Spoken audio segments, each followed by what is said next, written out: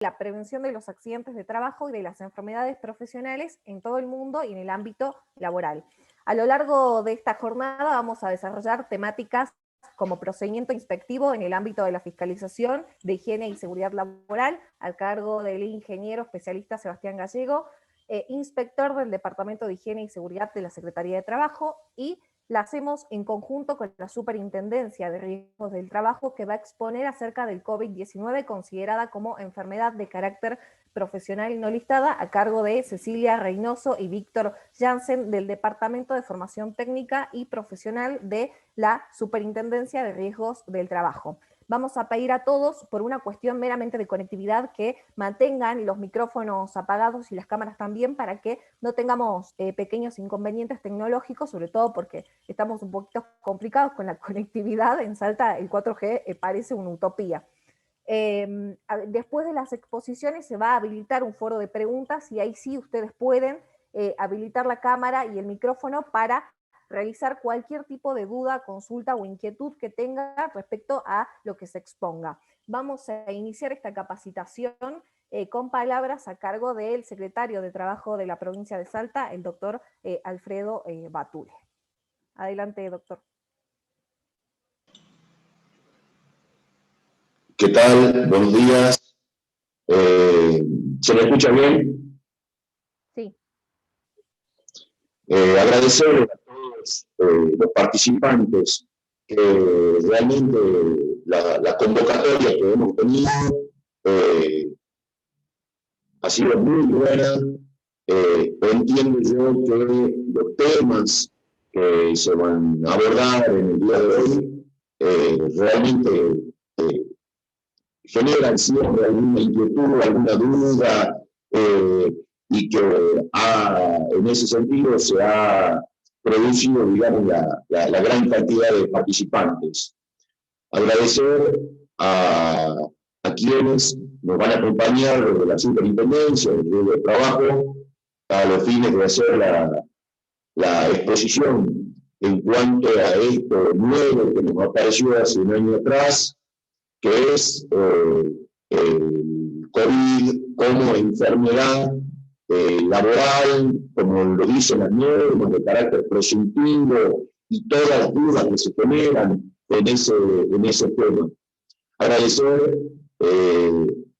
a todo el personal de la Secretaría, que realmente hace 15 días viene con el tema de la organización de esta jornada, que por las cuestiones que nos toca vivir hoy no la podemos hacer de carácter presencial, pero tenemos la herramienta para al menos conectarnos de esta manera virtual. Seguramente en lo que sea la exposición que haga Sebastián, no solamente como inspector, sino como ingeniero, y todo el bagaje de conocimiento que él tiene de la materia de fiscalización de lo que haga salud y seguridad laboral, va a servir de mucho, digamos, a todas aquellas consultas y muchas veces situaciones que se plantean ante un trámite de fiscalización. Nuevamente agradecerles. No quiero extenderme mucho en mis palabras.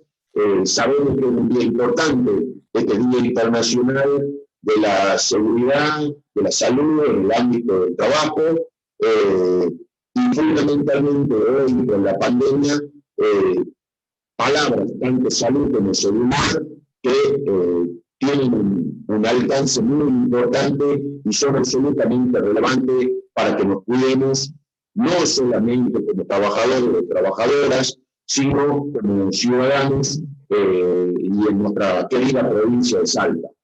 Así que en ese esquema, repito, agradecerles a todos y todas, y los dejo en la charla de Sebastián.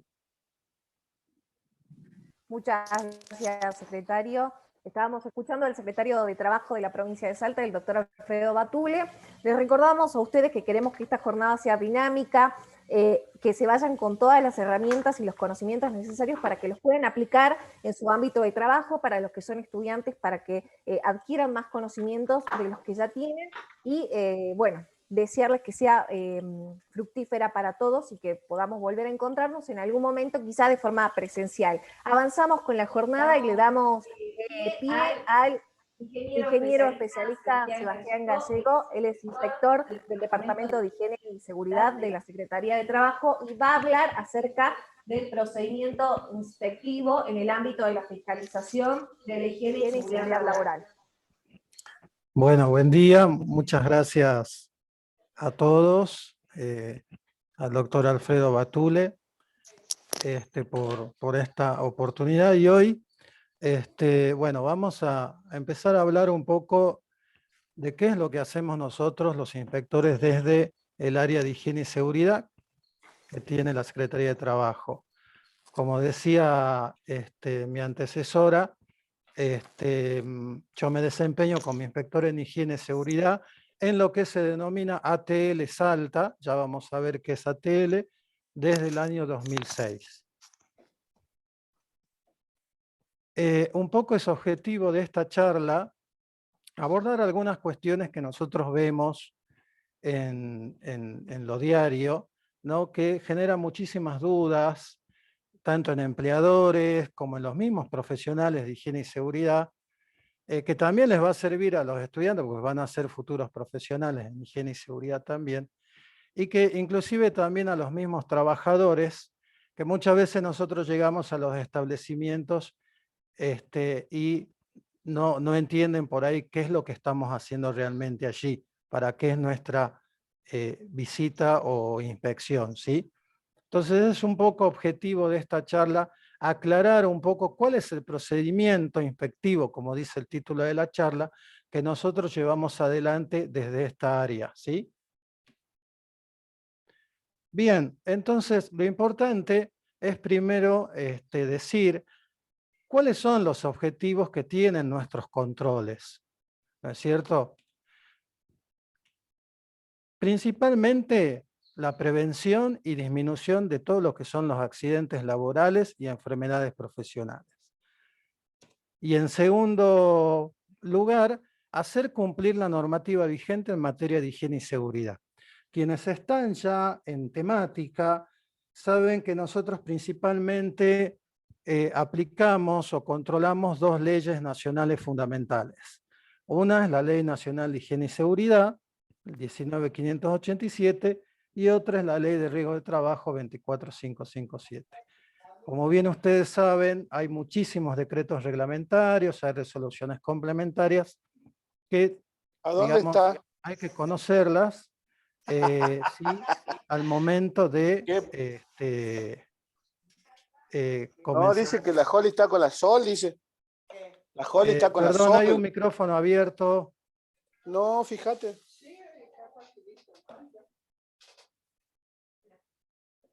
Listo, gracias. Chicos, les solicitamos, por favor, apagar los micrófonos para que no tengamos interrupciones y se dificulte un poco la escucha de los que estamos acá. Gracias. Muchas veces cuando nosotros nos constituimos en los establecimientos, explicamos a quien nos atiende, puede ser desde una obra de construcción hasta un pequeño comercio, pasando por una industria, una actividad agropecuaria, etcétera. Siempre donde haya empleados en relación de dependencia, nosotros podemos realizar una inspección. No olvidarse que estamos facultados por ley y por los convenios de la Organización Internacional del Trabajo, a los cuales Argentina está adherida. Eso nos faculta a nosotros a ingresar a los establecimientos sin mayores cuestiones, ¿no? Entonces, a mí me interesaba dejar en claro muy resumidamente cuáles son los objetivos de hacer una inspección en un establecimiento determinado. ¿Sí? Se los puedo resumir en estos dos puntos que están en la diapositiva. Y aquí en la foto, un compañero inspector ingresando a un sector de excavación en una obra acá en la provincia de Salta. Bien. ¿Cómo empieza nuestro trabajo? Me refiero desde que empezamos realizando una inspección y aclarando siempre que nosotros podemos primero actuar de oficio, es decir, salimos a la calle, salimos a la ciudad, salimos al interior de la provincia y en cualquier lugar donde nosotros consideramos que debemos realizar un control, podemos ingresar, presentarnos y explicar en qué va a consistir esa inspección, ¿no es cierto? También podemos actuar por alguna denuncia, por algún pedido específico que habitualmente viene de algunos de los sindicatos, de los gremios, y también interactuamos permanentemente con la Superintendencia de Riesgo de Trabajo. Sí, como algunos de ustedes sabrán, por ahí hay también empleadores, hay profesionales de higiene y seguridad, seguramente más de una vez les ha tocado ver un acta nuestra. Y por ahí entendemos que se genera cierta confusión. Un poco también es esta charla para aclarar todo eso, ¿no? Nosotros en el establecimiento podemos labrar un acta provincial en forma directa o también en ocasiones y siempre y cuando tengamos una buena conexión a internet, podemos ingresar a un sistema y labrar directamente lo que se llama un acta digital única. ¿Sí? En cualquiera de los casos, lo que me interesa a mí que les quede claro de que si nosotros realizamos un acta provincial, esa acta se carga en un sistema una vez que nosotros estemos en oficina o estemos en algún lugar con conexión a internet y se le envía el acta digital única al empleador. ¿Sí? Eso es importante que quede claro porque es habitual que vengan los empleadores y nos consultan, yo a qué acta le tengo que dar más atención. En realidad es la misma acta, ese es un solo expediente con los mismos requerimientos. Lo que pasa que a veces cambia el formato, pero si ustedes se fijan, el contenido es el mismo. Si en un acta provincial hubo 5 requerimientos, en el acta digital única debe haber 5 requerimientos también. Y muchas veces cuando estamos en las inspecciones, siempre pedimos un correo electrónico a quien nos atiende. Un correo electrónico que nosotros esperamos que sea institucional para asegurarnos que el acta digital única le llegue también a esa casilla de correo. No obstante, esta acta digital igual le llega a la ventanilla electrónica del empleador. Con lo cual nosotros siempre le recomendamos al empleador sea en forma directa o a través de algún representante, un contador, un abogado, que siempre chequeen la ventanilla electrónica porque allí también la superintendencia manda información. Pero lo del mail también lo solicitamos para que tengan el acta digital única en esa casilla. ¿Sí? ¿Qué hacemos nosotros cuando estamos haciendo nuestros controles? Como ustedes habrán visto muchísimas veces, hacemos un relevamiento del personal. Esto se hace a través de una planilla de indagación. ¿Sí? Una planilla de indagación cuyos campos están ahí abajo en la diapositiva, donde al personal que se encuentra en ese momento, no es que tengamos que relevar a todos, porque pueden haber otros turnos, porque puede haber personal de licencia, etcétera, porque el personal por su tarea puede estar en la calle, en fin. Relevamos al personal que está en ese momento. ¿Qué le preguntamos? Lo que está allí abajo.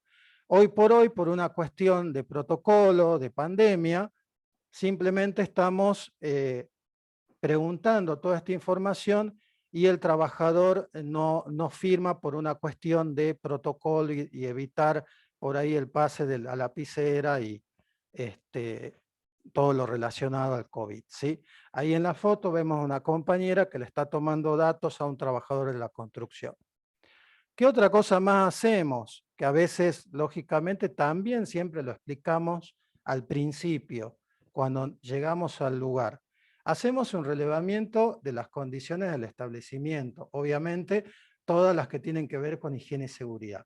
Ahí les pongo entre paréntesis, es decir, un recorrido. Ese recorrido debe ser exhaustivo. El empleador nos debe mostrar todo el establecimiento, ¿sí?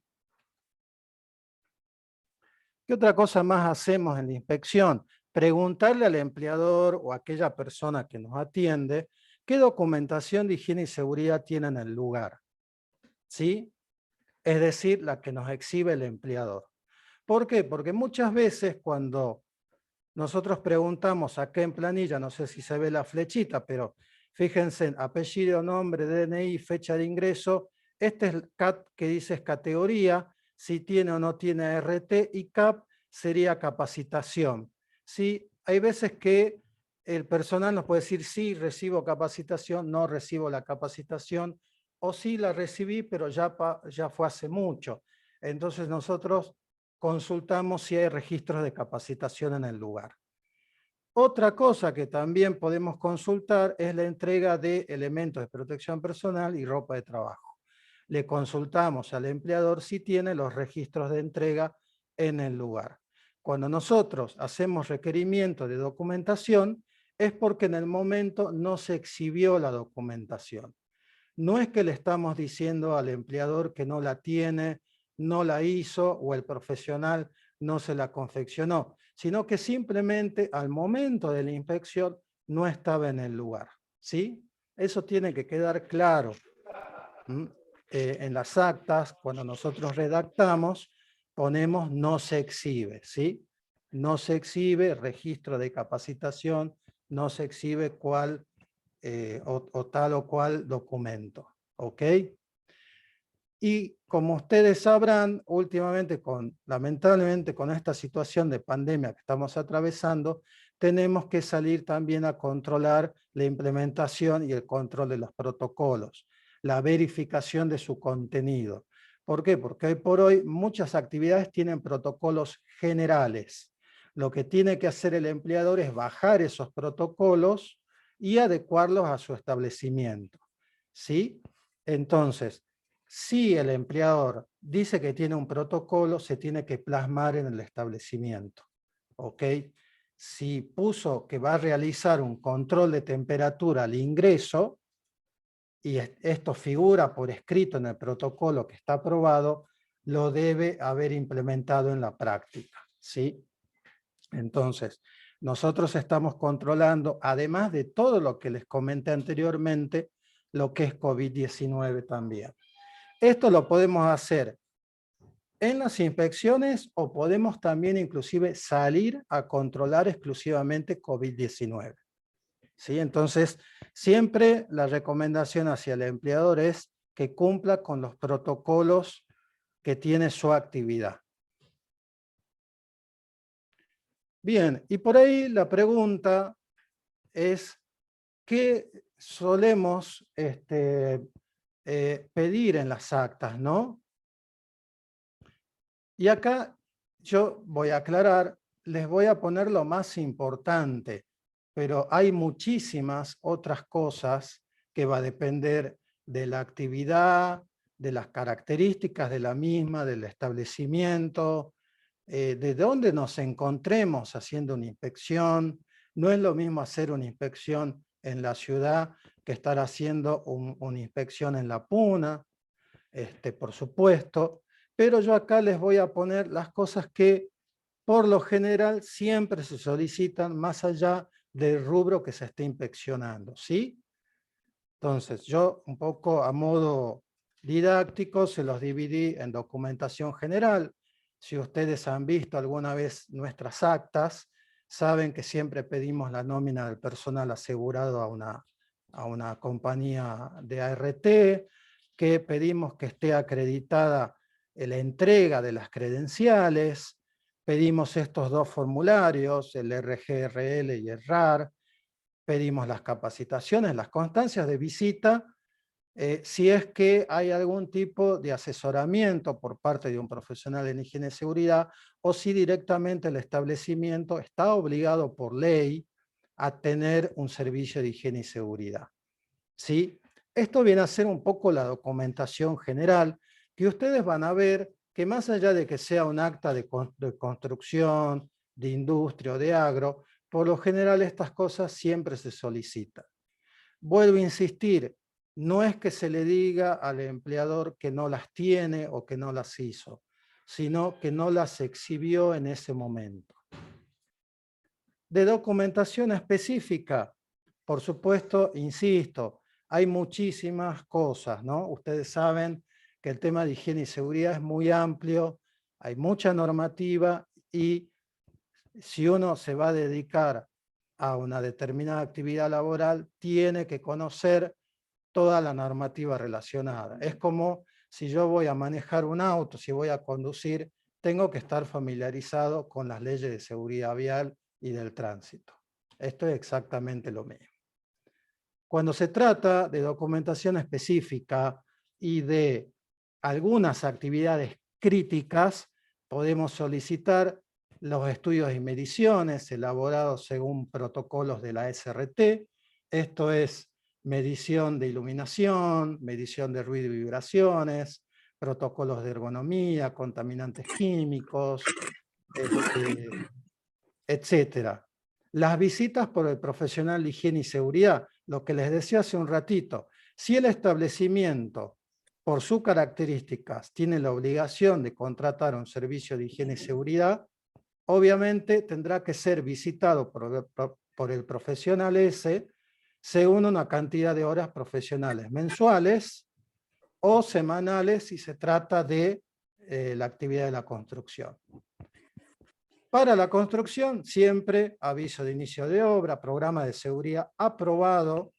Recalco esto, ahí me olvidé de ponerlo, pero el programa de seguridad debe estar aprobado. Las hojas de seguridad, si es que hay algún manejo de algún producto químico crítico o que pueda generar algún riesgo para la salud de los trabajadores. Y por ahí siempre viene la pregunta con el tema de los agroquímicos. Aunque sea un agroquímico de una banda verde, todos, absolutamente todos, tienen su hoja de seguridad. Las tienen que tener a mano, porque la hoja de seguridad ustedes saben que es un manual de procedimiento en caso de alguna emergencia, y además quien los maneje a esos productos tiene que estar familiarizado con las hojas de seguridad y todo su contenido. Los procedimientos de trabajo seguro, sí amerita tenerlos, al igual que los permisos y los análisis de trabajo seguro también. Todo esto que está listado así nomás por ahí en crudo, siempre va a ir en función de la actividad que ustedes estén realizando, que el empleador esté llevando adelante o para la cual el profesional de higiene y seguridad está realizando algún tipo de servicio. ¿Sí? Hasta aquí nosotros hemos visto la documentación que nosotros podemos llegar a solicitar en un acta de inspección, ¿sí? Ahora les voy a comentar cuáles son las condiciones en el lugar que nosotros prestamos atención y especial atención en algunas que de no cumplirse pueden ser causales de suspensión de tareas. ¿Cuáles son los aspectos o las, no quiero decir mejoras porque no es una mejora muchas veces, sino que es una obligación, pero me refiero a aquellas cuestiones físicas que nosotros observamos que estén en el establecimiento, ¿sí? Por ejemplo, los afiches de ART, ahora hay un afiche COVID-19 también que tiene que ser dado por la ART. También vemos los medios de circulación y escape que estén señalizados, la instalación eléctrica, por supuesto que esté normalizado. Al menos ustedes bien sabrán, quienes están familiarizados con nuestras inspecciones, saben que lo mínimo que debe tener una instalación eléctrica es protección diferencial, llaves termomagnéticas y puesta a tierra, todos los tableros con tapas y contratapas, etcétera, ¿sí? Eso tiene que estar adecuado según la normativa vigente, que además hace referencia a las normas de la Asociación Electrotécnica Argentina. Entonces, en ese sentido, no hay que descuidarse, porque cualquier incumplimiento en la instalación eléctrica puede generar un riesgo inminente para el personal, ¿sí? La señalización y la cartelería, no solamente la señalización de los medios de circulación y escape, sino de cualquier riesgo que pudiera haber en el establecimiento, y también de la obligatoriedad de usar determinados elementos de protección personal en algún sector o área de ese establecimiento. Verificamos el uso de ropa de trabajo y de los elementos de protección personal, porque, a ver, el empleador nos puede presentar todos los registros de entrega, ¿sí? Pero si nosotros nos damos vuelta y vemos que la gente está sin los elementos, bueno, lo que habla es la realidad, ¿no es cierto? Entonces nos tenemos que asegurar que se le entregue en tiempo y en forma la ropa de trabajo y los elementos de protección personal. Esto en determinadas actividades está mucho más especificado. Yo estoy haciendo algo muy general, ¿no es cierto? Pero en la construcción ustedes saben que a los tantos días de iniciada la obra se debe hacer la primera entrega de ropa de trabajo, por ejemplo. Que en todos los lugares de trabajo se mantenga el orden y limpieza, ¿sí? Eso es fundamental para eliminar o minimizar algún riesgo y también para permitir la libre circulación o la circulación cómoda, sobre todo en un caso de evacuación. Nos fijamos en los elementos de lucha contra incendio, mínimamente los matafuegos, que haya botiquines de primeros auxilios, que las máquinas y herramientas estén en condiciones, que no haya ningún riesgo, que no falte ninguna protección, que la instalación eléctrica también esté, que la instalación eléctrica de esas máquinas y herramientas también esté en condiciones y no represente un riesgo para el trabajador, ¿sí? Porque, para aclarar, las máquinas y herramientas pueden presentar un riesgo para el trabajador en sí mismas, si es que no tienen alguna protección, o si es que el personal no está capacitado en su uso, y también pueden presentar un riesgo porque la instalación eléctrica de esas máquinas y herramientas no esté en condiciones, ¿sí?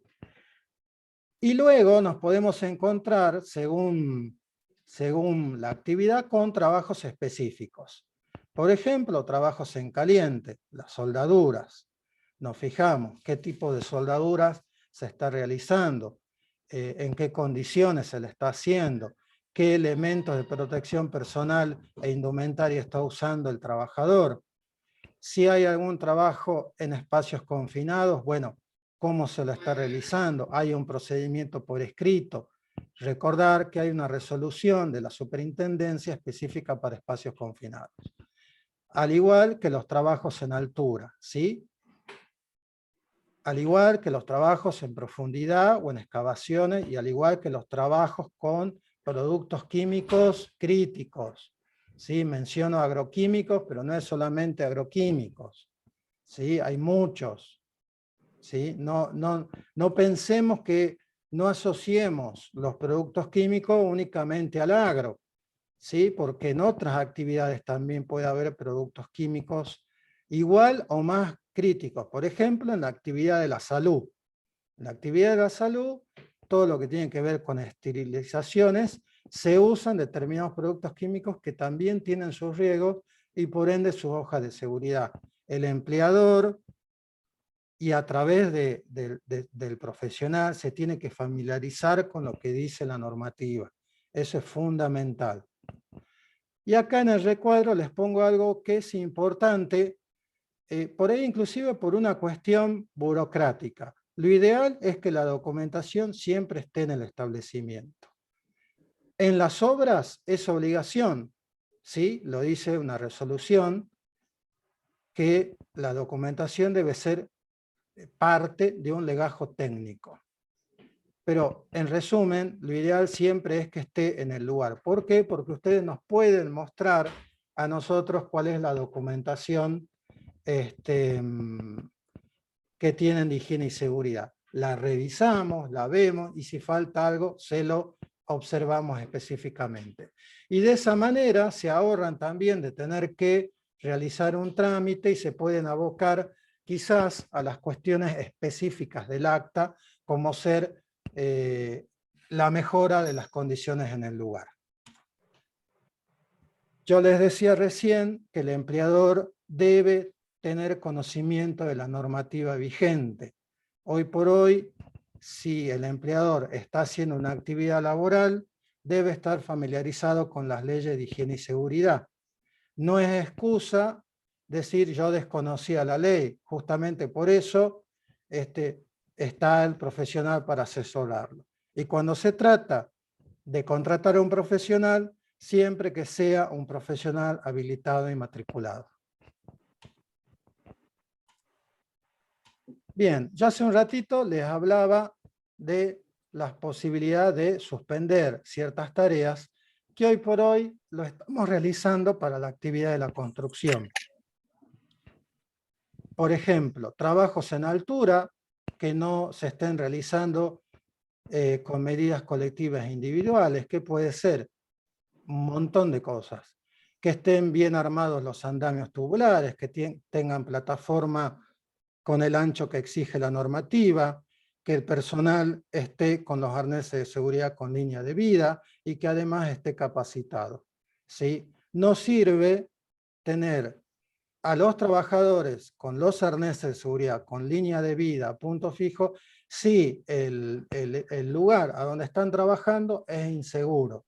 ¿Sí? Nosotros apostamos a que no sea una sola medida la que se tome, sino varias.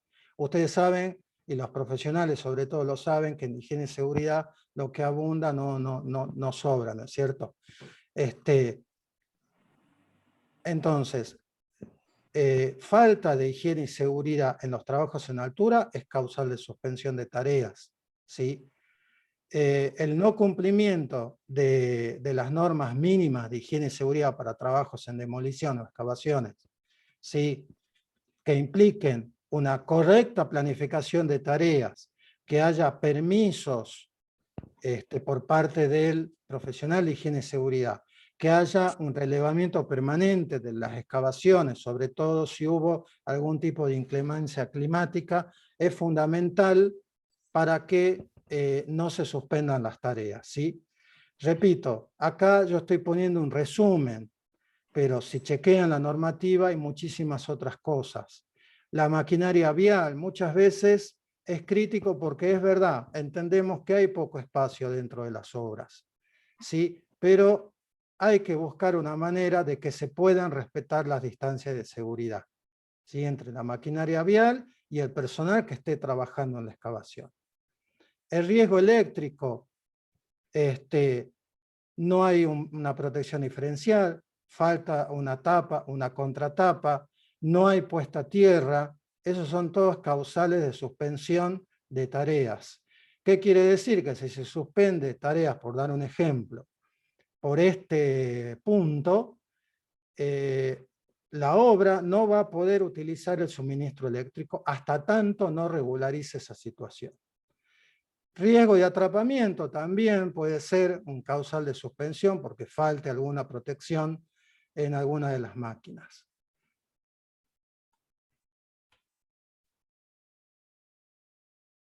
Bien. Entonces, ¿cómo puede ser esta suspensión? Porque por ahí siempre la inquietud es, pero vos si me suspendés el trabajo con el suministro eléctrico, en realidad me estás afectando a toda la obra. Bueno, eso es muy variable, ¿sí? Hay distintos frentes de trabajo, algunos trabajos requieren de suministro eléctrico, otros no. Bueno, el empleador tiene que entender, y por eso nosotros muchas veces le explicamos de qué se trata la suspensión de las tareas, qué puede hacer, qué son los trabajos que puede continuar haciendo, porque entiendan también que la suspensión puede ser por sector, por tarea o inclusive a veces hasta por ahí por alguna máquina.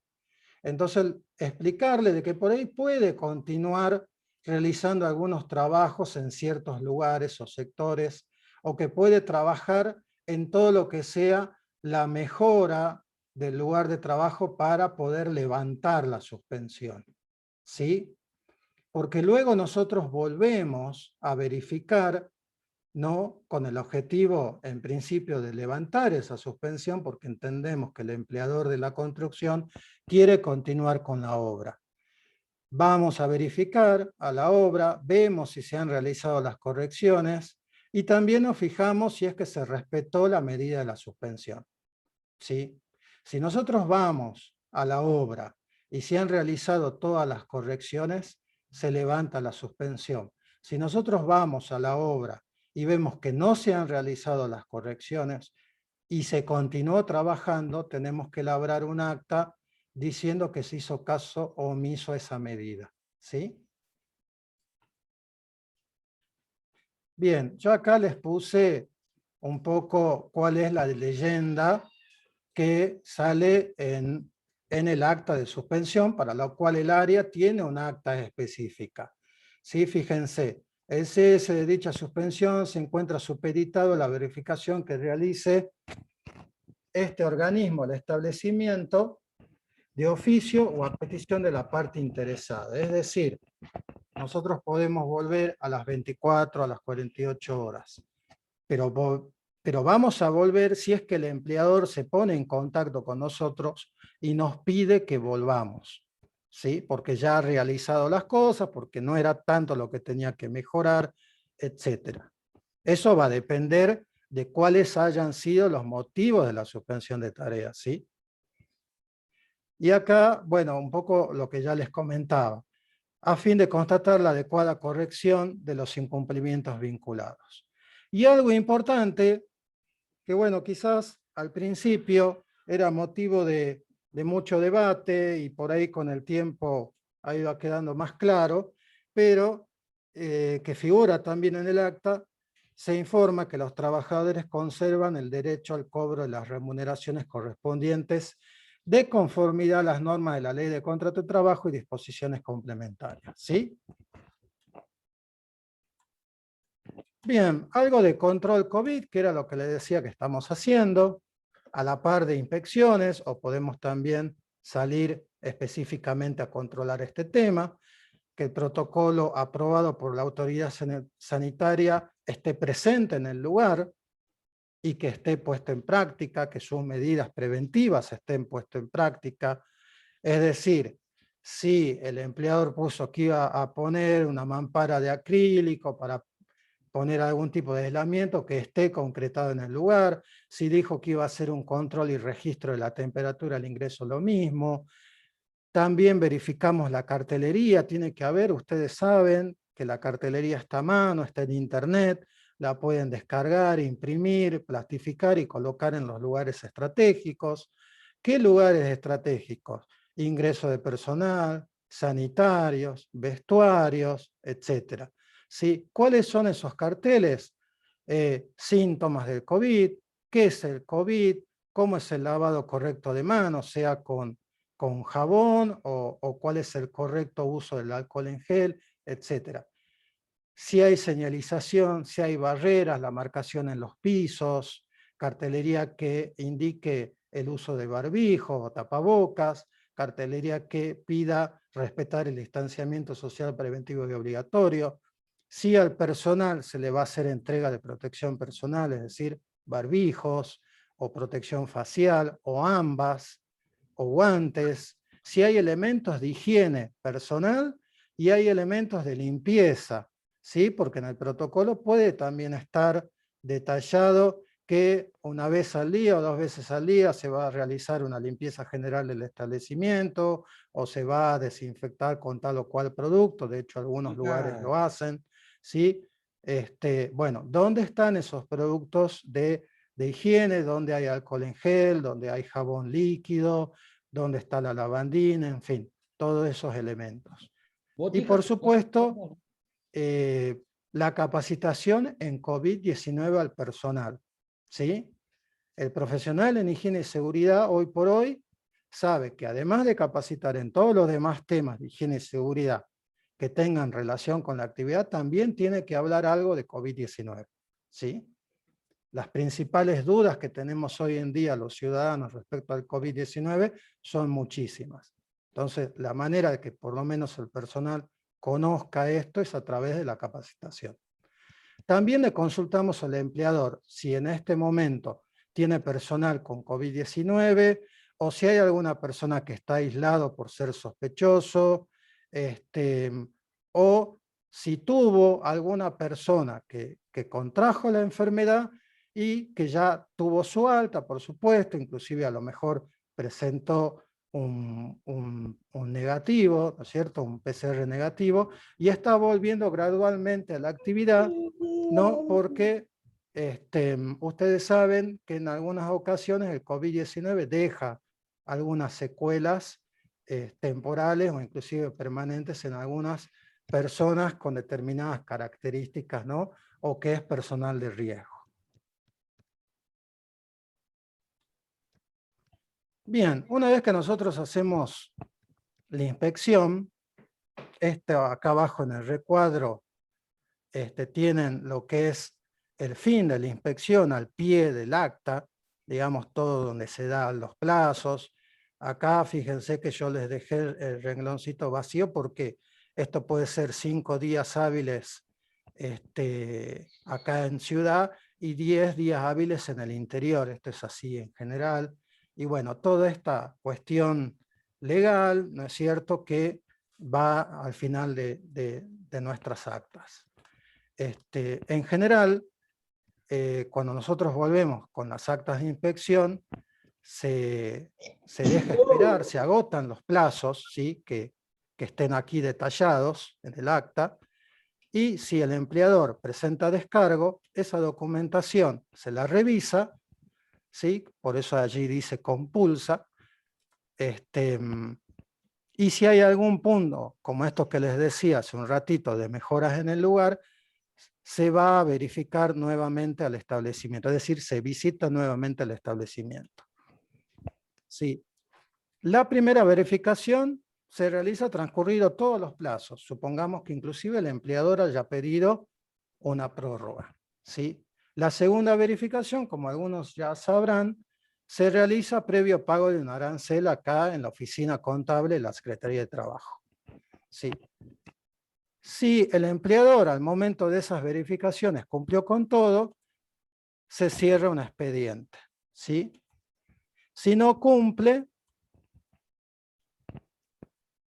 se puede llegar a ratificar la infracción que ya se sustanció en el acta de inspección inicial. Y lo mismo que si directamente el empleador no presentara descargo, no diera ninguna señal de que quiera hacer el descargo de una inspección y transcurrido bastante tiempo, también se puede ratificar la infracción. Este es el mecanismo general de cuando ingresa un acta de inspección y aquí en la oficina se genera un expediente.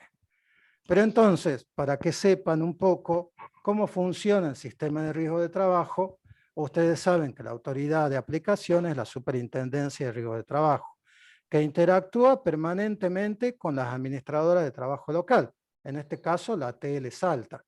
¿Sí? ¿A través de qué? A través de actas digitales únicas que nosotros cargamos en un sistema y le enviamos. Y que también la superintendencia se nutre de mucha de la información que le manda las aseguradoras de riesgo de trabajo en sus visitas. Esto entonces es importante porque si bien las aseguradoras de riesgo de trabajo no tienen un poder de fiscalización y poder de policía, sino que simplemente visitan a su cliente y le realizan recomendaciones, pero es importante que sepan de que si la ART detecta algún incumplimiento, este es informado a la superintendencia y la superintendencia nos informa a nosotros, ¿sí? Entonces, no hay que descuidarse de las recomendaciones que les pueda realizar la ART o las recomendaciones que pueden ser parte de algún plan de focalización o alguna otra cuestión porque ese empleador tuvo determinada cantidad de accidentes, ¿sí? Yo no voy a aunar mucho en este tema porque es bastante extenso, pero es importante que por lo menos este circuito que les pongo en la diapositiva lo conozcan. Después hay muchísimas cosas más para hablar. Ya para ir terminando, siempre vemos que hay dudas o que hay algún error, por supuesto, errores quizás involuntarios al momento de presentar una nota de descargo de las inspecciones. muchas veces en el lugar nos preguntan cómo tiene que ser ese descargo. Siempre les decimos que lo pueden dirigir a través de una nota al secretario de Trabajo o también directamente al jefe de Departamento de Higiene y Seguridad. También siempre pedirles que hagan referencia al número de acta que les dejaron, ¿sí? Y la razón social. Porque después aquí se les puede llegar a otorgar un número de expedientes si ustedes lo necesitan. Y el contenido, detallar bien exhaustivamente, por eso al empleador o a su representante, siempre le decimos que cuando esté por elaborar el descargo, trate de hacerlo con el profesional de higiene y seguridad, ¿sí? Porque es él quien le va a dar la documentación que esté necesitando presentar. Entonces, detallar bien la documentación que están presentando, si necesita que nos constituyamos en el lugar nuevamente para verificar que ya hizo todas las mejoras, o bien necesita pedir más tiempo porque tiene que hacer alguna mejora importante que requiere tiempo y que requiere una inversión importante. ¿Sí? Especificar cantidad de hojas y lo más importante, que lo que se presenta coincida con lo que se detalla en la nota. Muchas veces nos ponen en la nota que presentan capacitaciones y en lo que presentan en las hojas no están los registros. Entonces, nosotros en principio les recibimos ese descargo igual y después les va a llegar un acta digital única también, donde les va a decir que no han presentado los registros. Entonces, por ahí es mejor tomarse un tiempito más, ¿sí? Y junto con el profesional, insisto, porque el profesional está para eso justamente, ver que esté todo correcto. Y firmado, obviamente, por el empleador, si es una persona física o si es una persona jurídica, puede estarlo presentando algún representante, apoderado, en fin, pero debe acreditar esta presentación. No puede venir un descargo solamente firmado por el profesional de higiene y seguridad, ¿sí? Puede ser que el profesional acompañe con su firma la firma del empleador como un poco avalando la documentación, etcétera, pero no es obligatorio. Bien. ¿Qué observamos? Que por ahí hay algunas cuestiones que también pueden ser de errores involuntarios, de dudas.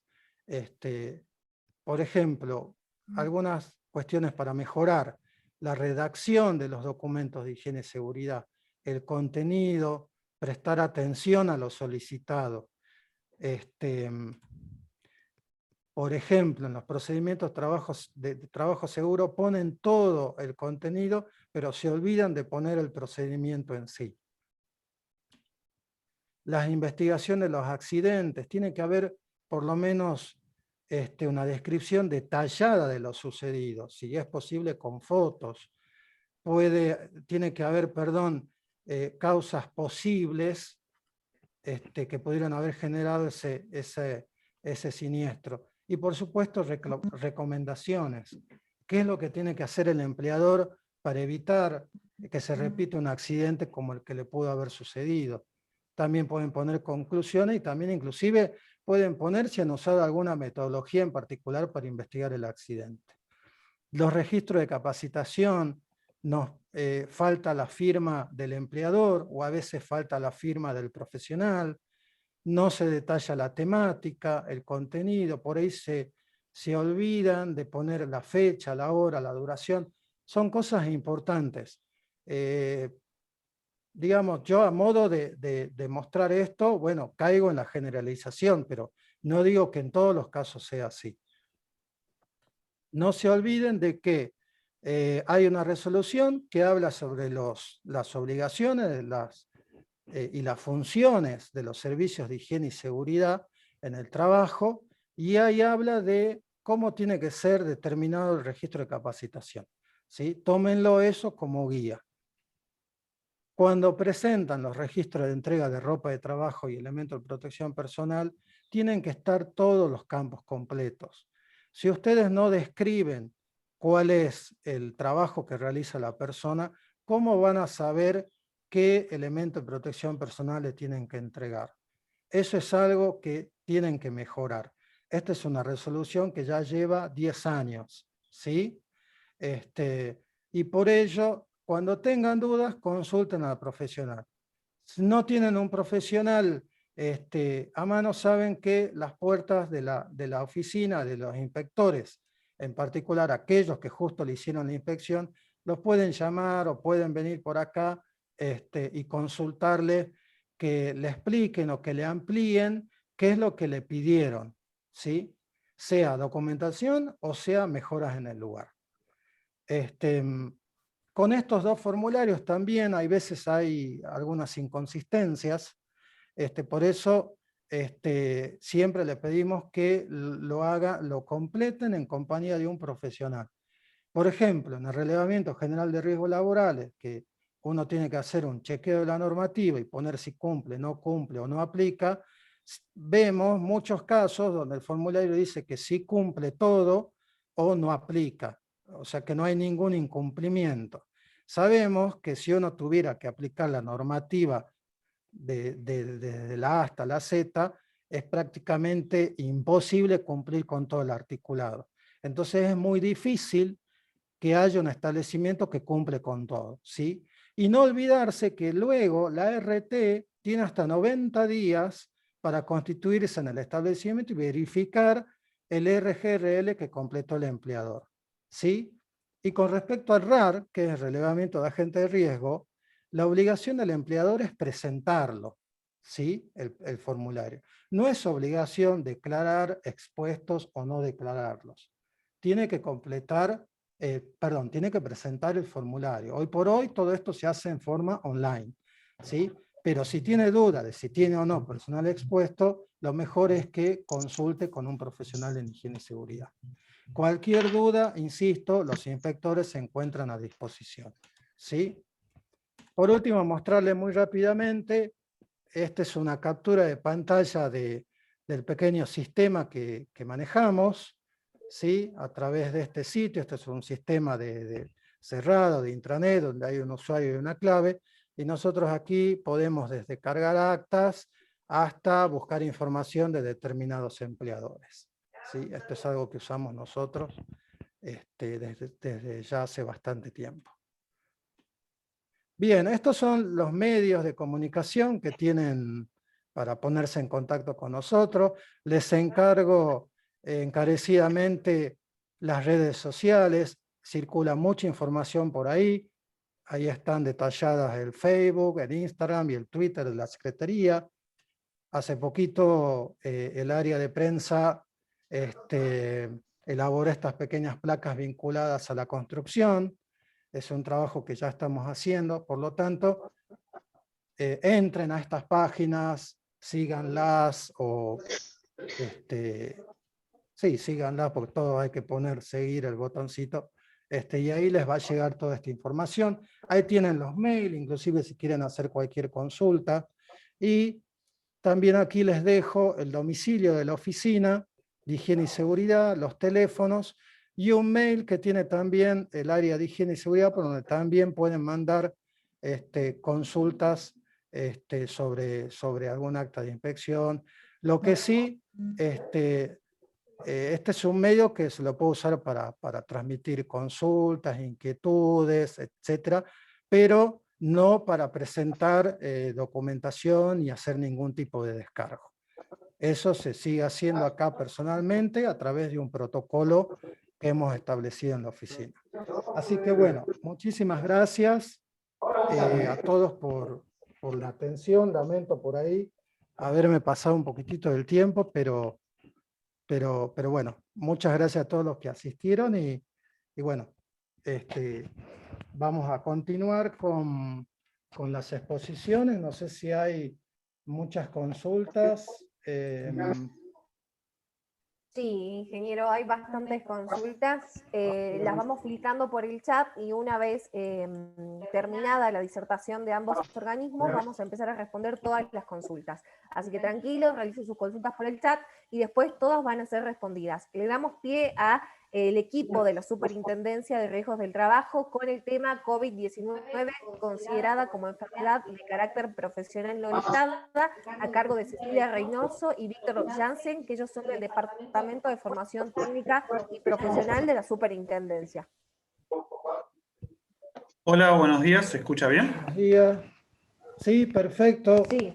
Ahí cuando quieran poner su presentación, ya está listo.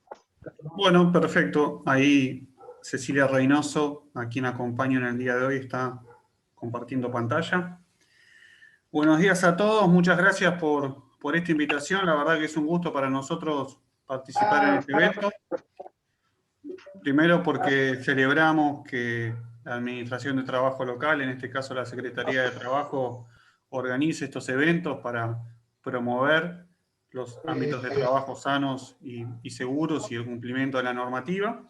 Y en segundo lugar, nos sentimos muy cómodos porque Salta es una provincia con la cual venimos trabajando hace muchos años, toda la superintendencia, pero puntualmente el área a la que pertenecemos Cecilia y yo, trabajamos mucho en lo que es capacitaciones en colegios agrotécnicos y bueno, demás. La verdad que por estos dos motivos estamos muy contentos de participar de este evento. Discúlpame, Víctor. Sí. Disculpa un segundo. No sé si hay alguien que esté cediendo el control de... Ah, sí, tiene una línea roja.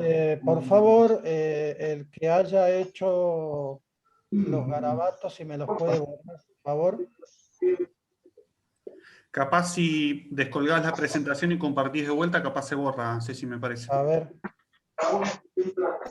Dejás de compartir y compartís de vuelta. Capaz no fue a propósito, capaz estaba el mouse ahí, y bueno. Sí, seguramente esperamos que no haya sido intencional. De todas formas, les pedimos a los que tienen los micrófonos prendidos que los apaguen hasta que podamos hacer las consultas correspondientes. Y al que haya hecho quizás se equivocó y movió el mouse de esa forma, bueno, que... Ahora sí, probemos. Creo que ya está.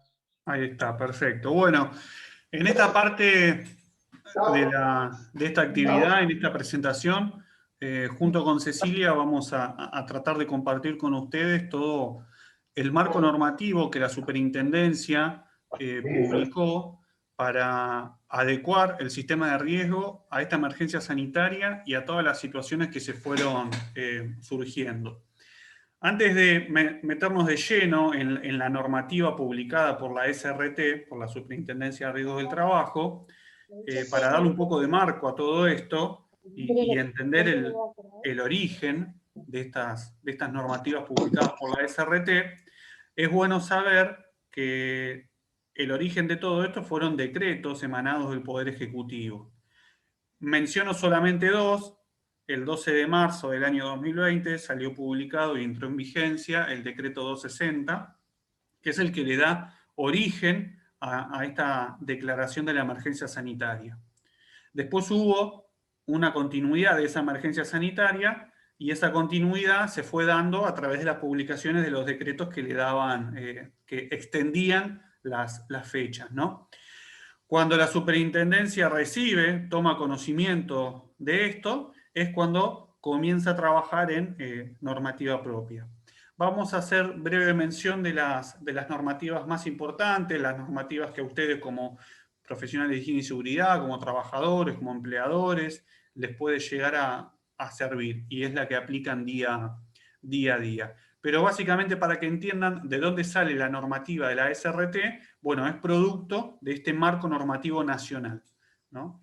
Y el propósito de la SRT en todas sus publicaciones, puntualmente las resoluciones y disposiciones que fue publicando, es para darle herramientas a todos los actores del sistema para que continúen con sus tareas en este nuevo escenario que se nos ha presentado, que es la emergencia sanitaria, ¿no?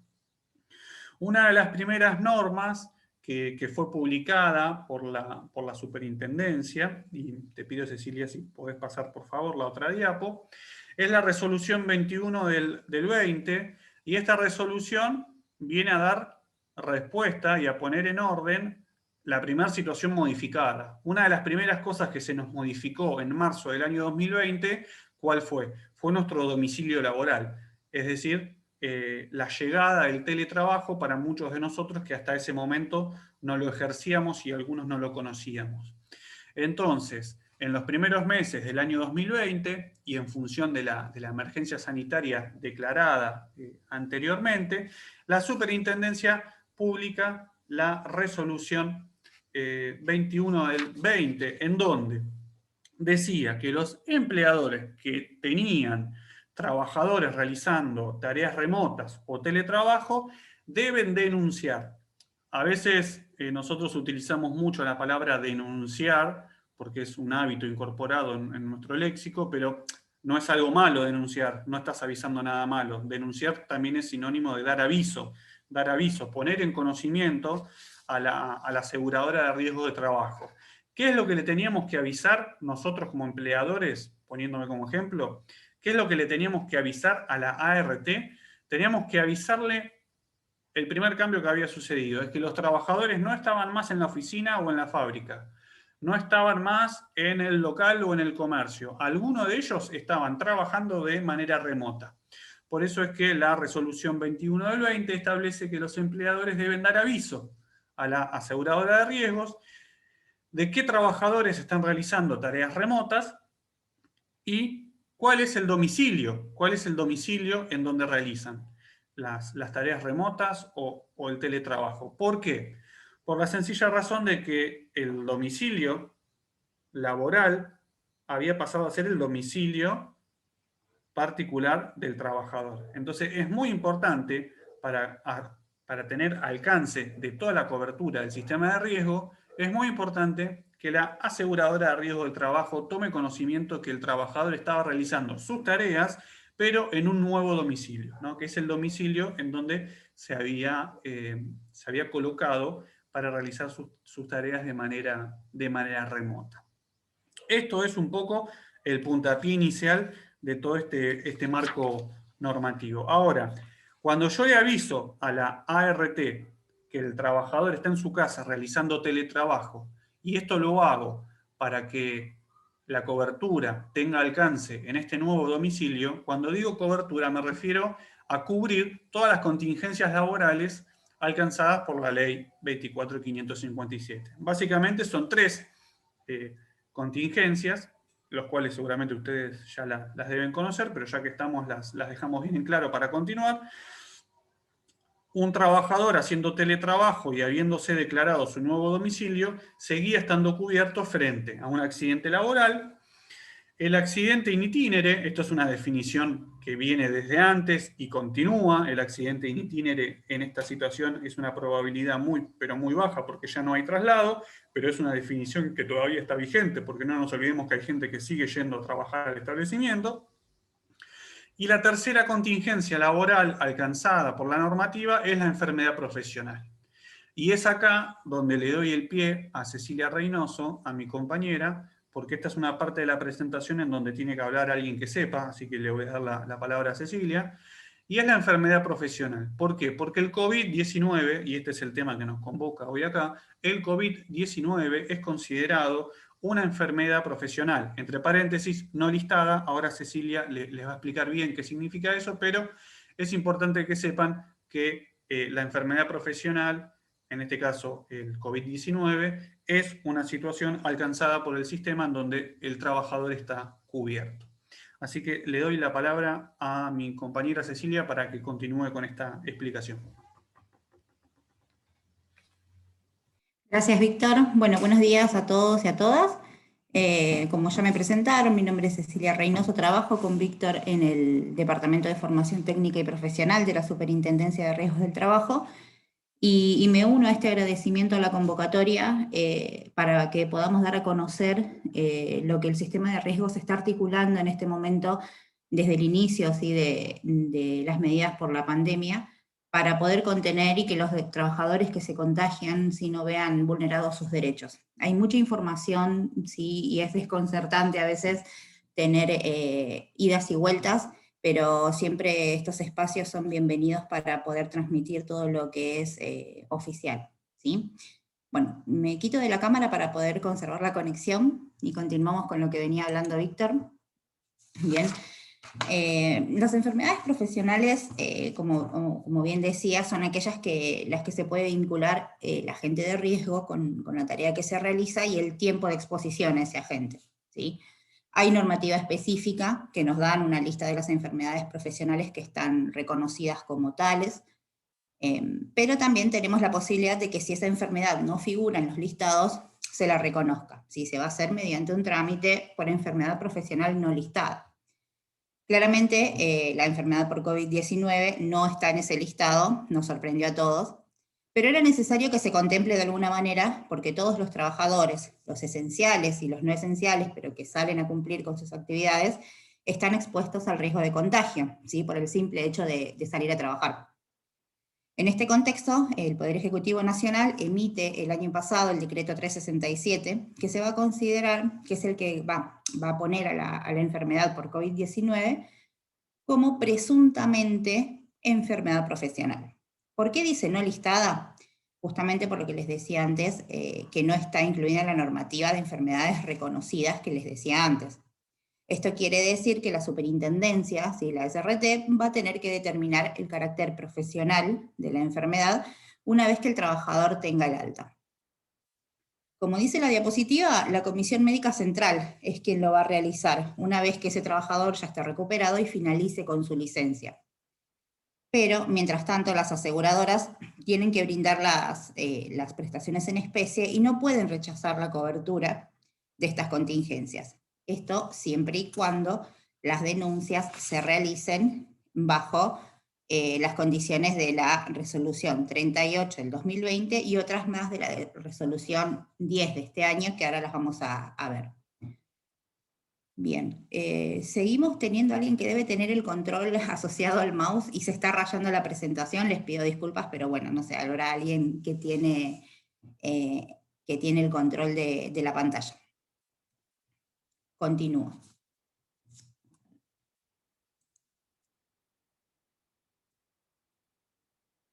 Los trabajadores esenciales tenían y siguen teniendo la cobertura garantizada por la vigencia de los decretos 367 y 875 del año 2020. ¿Sí? A medida que las actividades se iban exceptuando, surgieron diferentes normas que iban incluyendo a los trabajadores de esos otros rubros. Hoy está en vigencia el decreto 266 de este año, que garantiza la cobertura para los trabajadores que cumplen funciones fuera de su hogar, es decir, que salen a trabajar, ¿sí? Bueno, este decreto está vigente hasta el 31 de mayo de este año. Pero sabemos que la situación epidemiológica es muy dinámica, por lo que siempre es estar atentos a las prórrogas y ampliaciones, siempre consultando obviamente con las fuentes oficiales, tanto en la página de la Superintendencia como el portal Argentina Gobar, que tiene los links y nos deriva a la información que estemos necesitando de este estilo. Bien. Como les decía antes, la cobertura de la CRT, ¿sí? para la enfermedad está directamente ligada a que la denuncia esté realizada según los requisitos de la resolución 10, que es la que está vigente actualmente. ¿Sí? Los requisitos, bueno, son los que estamos mostrando: nombre y apellido y DNI del trabajador o la trabajadora, los datos del empleador, ¿sí? Nombre, denominación, número de CUIT, todo esto sale del recibo de sueldo y todos tenemos acceso a esa información. Diagnóstico de una entidad sanitaria incluida en el Registro Federal de Establecimientos de Salud. Este registro es de acceso público. Si quieren, después en el chat les podemos dejar el link a donde pueden ver. Esto es muy importante porque se necesita que ese hisopado positivo, ese diagnóstico esté realizado esté realizado por un establecimiento que esté registrado, ¿sí? Si no, va a poder dar lugar a un rechazo de esa denuncia. Bien. Bueno, la descripción del puesto de trabajo, función, días y horarios, y una declaración jurada que está incluida, ¿sí? En la resolución como un anexo, que la emite el empleador y deja constancias de los servicios que presta ese trabajador entre los 3 y 14 días anteriores a la presentación de los síntomas. ¿Sí? Esto lo pueden, una vez que se accede a la normativa, lo pueden acceder por web, descargan la declaración jurada y se puede, perdón, hay un micrófono abierto. Y bueno, se puede anexar esto a la denuncia. Obviamente siempre la denuncia, realizarla por un medio fehaciente, ¿sí? Lo que se sugiere siempre es un telegrama laboral, pero convengamos que en el contexto actual, ¿sí? Los empleadores tienen a través de sus, si bien siempre lo tienen a disposición, en este contexto está mucho más presente la cuestión de los formularios electrónicos y demás para que puedan dar aviso a la RT y hacer la denuncia correspondiente, ¿sí? Siempre anexando, obviamente, todo esto que les estaba diciendo, sobre todo la declaración jurada. Mientras todos estos requisitos estén presentes, la RT no puede rechazar la cobertura por COVID, ¿sí? Entonces, ¿qué pasa si en algún momento recibimos alguna notificación o directamente la RT nos informa que no nos va a brindar la cobertura, ¿sí? Estamos contagiados, ¿sí? Por el hecho de haber salido a trabajar y no nos están otorgando las prestaciones correspondientes. Existe un reclamo que se llama de admisibilidad formal de la denuncia, ¿sí? Por COVID-19, que en principio tiene por objeto revisar la denegatoria de la cobertura, ¿sí? que está diciendo la RT, porque supuestamente esté la denuncia mal hecha, ¿sí? Por una improcedencia de la denuncia o porque le falte alguno de los requisitos de los que hablamos anteriormente. Este reclamo se puede ingresar mediante el formulario de consultas y reclamos que está disponible en la página web de la Superintendencia, o enviando un correo electrónico a esa dirección que vemos en pantalla, ¿sí? El expediente va a tener alta prioridad y en 24 horas, ¿sí? La RT va a tener que dar una respuesta para comenzar a otorgar las prestaciones, y directamente lo que sería la superintendencia por gestiones internas lo va a comunicar a la RT.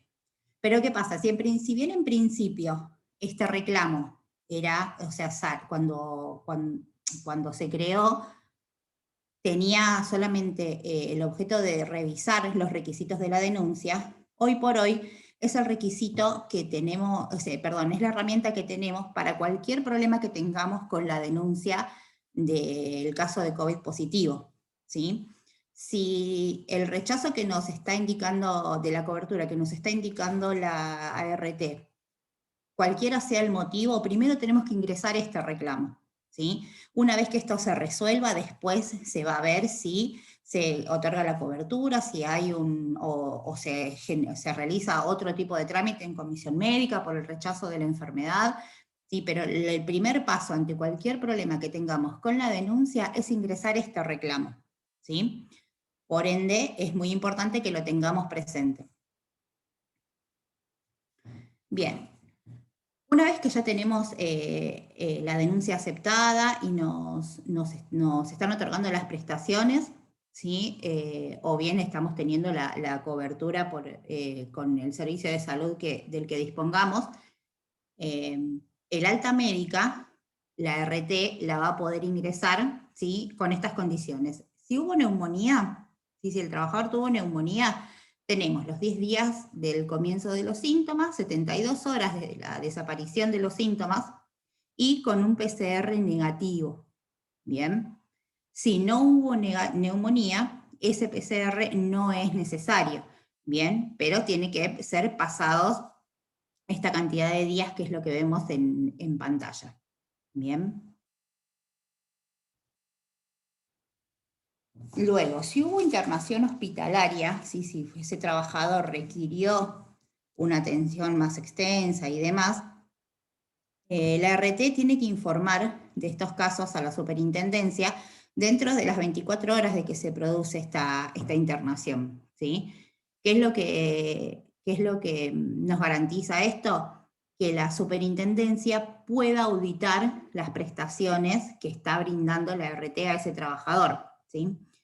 La superintendencia tiene un listado de lesiones a denunciar, ¿sí? En las que está ingresado el COVID positivo con internación hospitalaria, y ante cualquier inconveniente que tenga el trabajador con el desempeño de los prestadores o con la cobertura de la RT, la superintendencia puede intervenir, ¿sí? Y auditar todo el procedimiento y cómo se está manejando la RT con ese trabajador. Bien, luego una vez que el trabajador ya tiene el alta, ¿sí? Ya está recuperado y ya tiene el alta definitiva, el paso siguiente es otorgarle el carácter profesional, ¿sí? A la enfermedad por coronavirus COVID-19. Bien. Para hacer este trámite, esto es un trámite que se va a realizar ante la Comisión Médica Central, ¿sí? Es necesario, bueno, tener el alta ya definitiva, contar con un abogado. Los honorarios de ese abogado van a estar a cargo de la ART, ¿sí? No van a significar una erogación para el trabajador o la trabajadora. Y es muy importante que sepamos que es un trámite administrativo, no va a requerir una audiencia médica. Ese trabajador no va a ser revisado por una audiencia médica, ¿sí? Sino que es un trámite meramente administrativo. Pero es muy necesario que se haga, ¿sí? Muchas veces las ART, bueno, aceptan la denuncia, brindan las prestaciones, pero si el trabajador después no hace este trámite, no ingresa a este trámite, ¿qué puede pasar? O sea, no se le va a dar el carácter de profesional a esa enfermedad. ¿Y esto por qué nos sirve? Por dos cosas. Primero, porque por normativa las prestaciones en especie, o sea, todo lo que tiene que ver con rehabilitación, kinesiología, farmacia, atención médica y demás, está cubierto de por vida ante un accidente de trabajo o una enfermedad profesional aceptada por la RT, ¿sí? Entonces, esta enfermedad es muy incierta. Lo sabemos, o sea, estamos en conocimiento todos de que tiene diferentes repercusiones, tiene diferentes síntomas, cada paciente, ¿sí? Reacciona de manera diferente el virus. Entonces no podemos estar seguros de lo que nos va a pasar más adelante, ¿sí? Si tuvimos COVID-19. Entonces, si no hacemos este trámite, no vamos a poder reclamar que más adelante, si hay una secuela por esta enfermedad, la RT nos siga atendiendo, ¿sí? Esto es lo más importante que nos tiene que quedar en claro. Si yo doy COVID positivo, me atiende, hago la denuncia, me atiende la RT, bueno, cuando tengo el alta, inmediatamente ingresar este trámite, ¿sí? Ante la Comisión Médica Central, ponerme en contacto con la superintendencia para poder ingresarlo y que se le dé el carácter de profesional a la enfermedad que tuve. Bien, y bueno, y después, obviamente, para acceder a la prestación dineraria correspondiente en el caso que se determine que la enfermedad me dejó una incapacidad laboral permanente, ¿sí? O sea, que me dejó una secuela que esté consolidada. ¿Cómo ingresamos este trámite que les decía que es tan importante? Tenemos dos vías habilitadas para realizarlo. Es la caratulación online, ¿sí? Que es el sistema exclusivo de la superintendencia. Se va a ingresar por ventanilla electrónica a través del aplicativo de e-servicios de la superintendencia con el quit y clave fiscal, ¿sí? Está disponible todo el tiempo en la página web de la superintendencia. Bien, y también lo pueden enlazar desde lo que es AFIP para poder habilitar el servicio de ventanilla electrónica. Y si no pueden hacerlo de esta manera, está habilitado el Sistema Nacional de Turnos, ingresando por la plataforma Mi Argentina, ¿sí? Con los datos que son comunes a todos los organismos, como pues se pueden entrar a ANSES y demás. Bueno, con esa misma clave y ese mismo usuario van a ingresar a la plataforma, se les va a otorgar un turno para que puedan hacer la presentación del trámite, ¿sí? Pero es una aplicación que no está vinculada directamente con la superintendencia. Lo más recomendado siempre es ingresar por el sistema de caratulación online. Es lo más rápido y lo más directo. Bien, el tema del Sistema Nacional de Turnos es como una opción alternativa si no podemos acceder perdón, al sistema de caratulación online. Bien. Una vez que ya tenemos determinado por la Comisión Médica Central lo que sería el carácter profesional del COVID-19, viene esta parte de determinar si la enfermedad me dejó una incapacidad. Bien.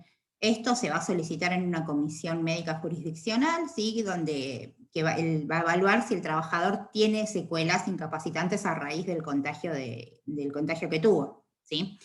Lo vamos a iniciar de la misma manera que antes, por caratulación online, ¿sí? Directamente por ahí, ingresando por iServicios con el quit y la clave fiscal, y también requiere patrocinio letrado obligatorio, si necesitamos también un abogado que nos acompañe para este trámite. Independientemente de la jurisdicción donde se encuentre el trabajador que está, el trabajador damnificado, para este trámite por casos de contagio de COVID, siempre va a necesitar un abogado. ¿Sí? La ley complementaria tiene jurisdicciones en el país donde no está siendo aplicada, y los trámites de determinación de la incapacidad, hay provincias en las que se requiere el abogado y otras en las que no. Pero para los casos de COVID positivo, esta diferencia no existe, ¿sí? Siempre vamos a necesitar que nos acompañe un abogado en todo el trámite. Y también, sí, obviamente va a estar a cargo de la RT. Después, en el transcurso de los trámites, ¿sí? Tanto que tengamos lo que sea, por ejemplo, el reclamo que habíamos ingresado, o la determinación del carácter profesional del COVID-19, o la determinación de la incapacidad, pues puede llegar a ser necesario que enviemos información, que necesitemos hacer llegar, que nos pidan algún tipo de documentación, ¿sí? Lo que está habilitado para este tipo de gestiones es la mesa de entradas virtual, ¿sí? Ya no estamos llevando lo que es documentación y demás a la comisión a la mesa de entradas que había en comisión médica, en el caso de Salta y demás, sino que se hace de manera virtual. Esto está disponible tanto para trámites por COVID positivo como para otros trámites laborales que tenga cualquier trabajador. Bien.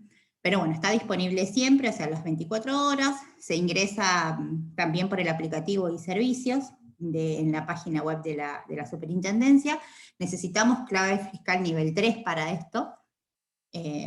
La cuenta que vamos a tener va a ser la dirección de correo electrónico que ya registramos, y ahí nos van a enviar todos los avisos, y se pueden realizar presentaciones dirigidas tanto a la Superintendencia, como en el caso, por ejemplo, de que tengamos que nos soliciten documentación, como hablaba el compañero antes, por inspecciones y demás, también se habilita esta vía, o también presentaciones dirigidas a las comisiones médicas jurisdiccionales o a la Comisión Médica Central.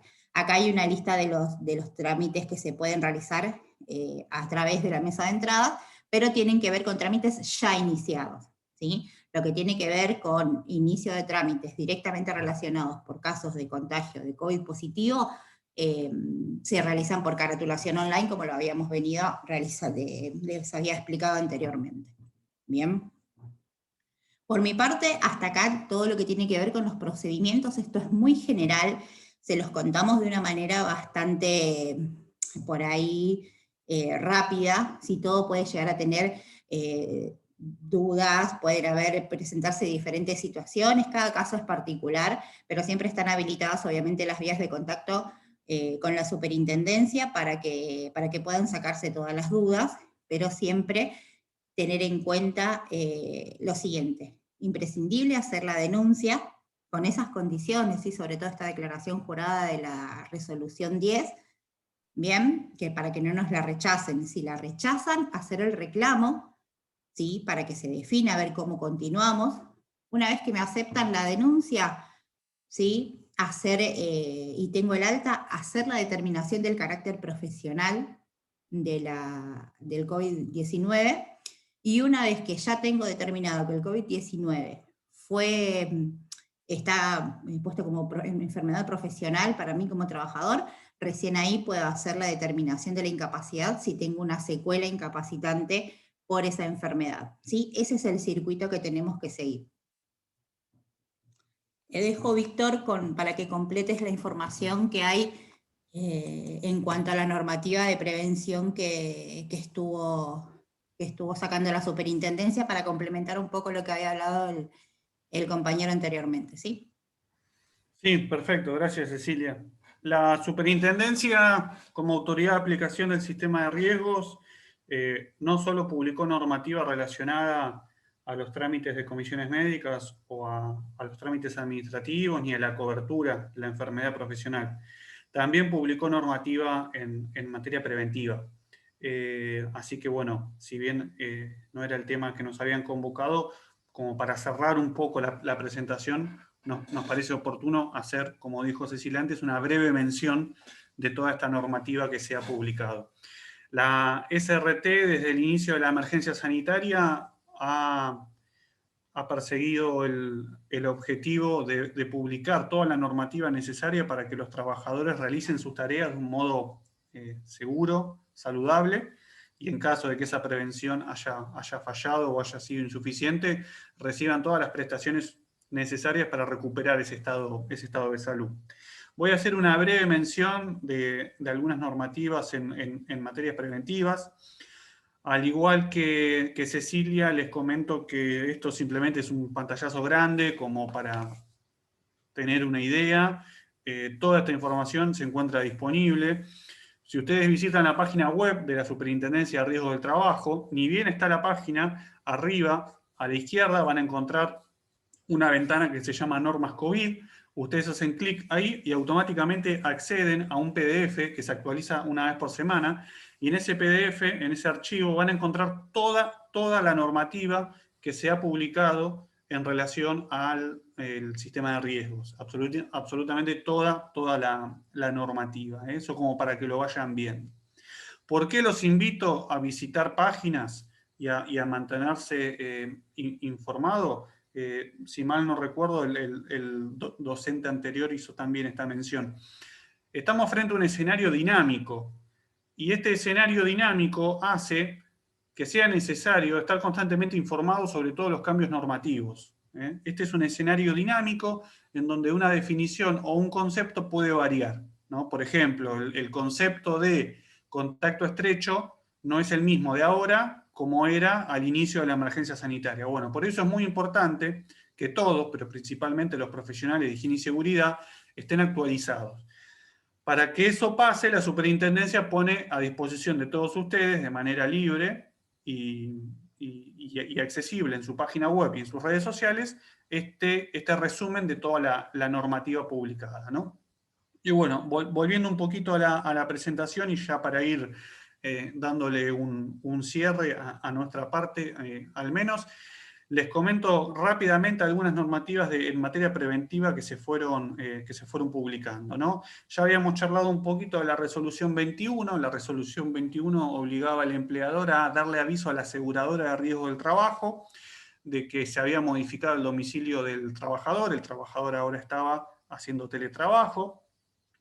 Después se publicó la resolución 29, también del año 2020, y es el afiche. Ese afiche que seguramente ustedes van a ver pegado, como dicen las resoluciones, siempre en lugares de alto tránsito, como por ejemplo el ingreso, la salida del establecimiento, el vestuario, por ejemplo. Ese afiche en donde la superintendencia da un formato macro y después los contenidos los pone cada aseguradora, no cada empleador. Después vino la resolución 46, en donde ya vienen con un poco más de contenido técnico y vino a dar un poco más de respuestas, ¿no?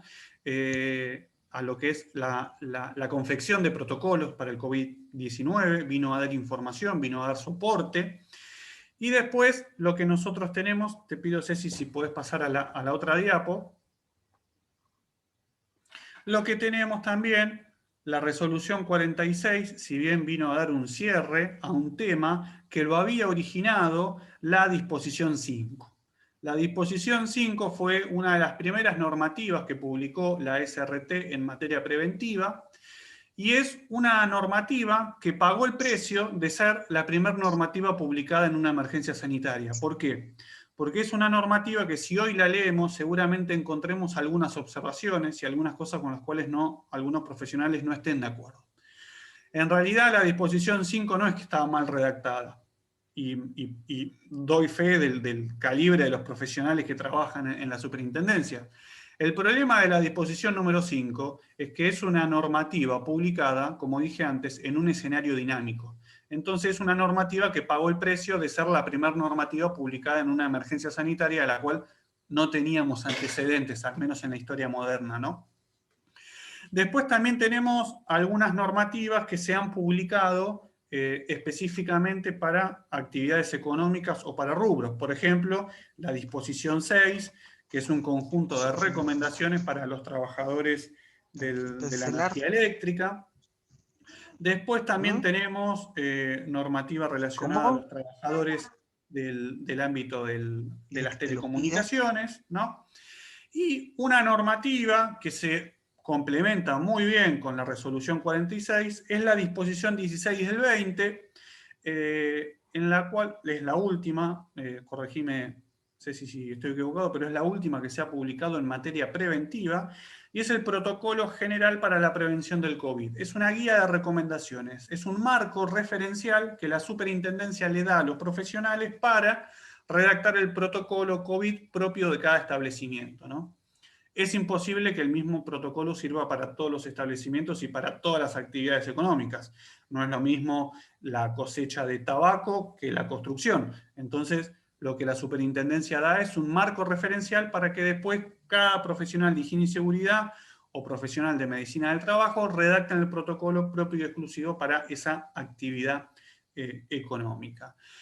Y por último, les traemos una normativa recién salida del horno, literalmente, la agregamos hoy a la mañana a la presentación. Es una disposición que se difundió en el día de ayer, que es la disposición 202 del año 21, y es una disposición en donde la gerencia de prevención de la superintendencia faculta a los empleadores a implementar herramientas informáticas, aplicaciones informáticas, para dejar registro de la entrega de PP y las constancias de capacitación.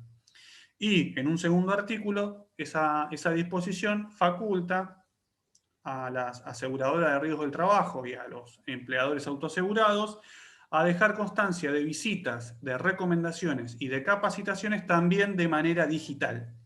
El objetivo de todo esto es evitar el uso del papel, la manipulación del papel, la circulación de documentos físicos de papel y la circulación de las personas que van y firman y dejan registro de todas esas cosas, como por ejemplo la entrega de un EPP, la participación en una capacitación, ¿no?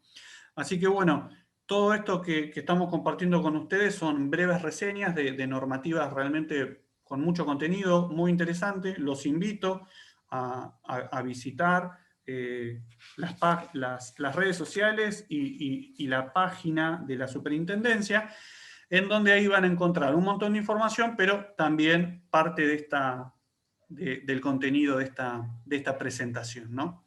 Así que, bueno, por mi parte, no sé si Cecilia quiere hacer algún tipo de saludo, pero por mi parte les agradezco esta respetuosa participación que han tenido todos, y bueno, me quedo a disposición de los organizadores del evento.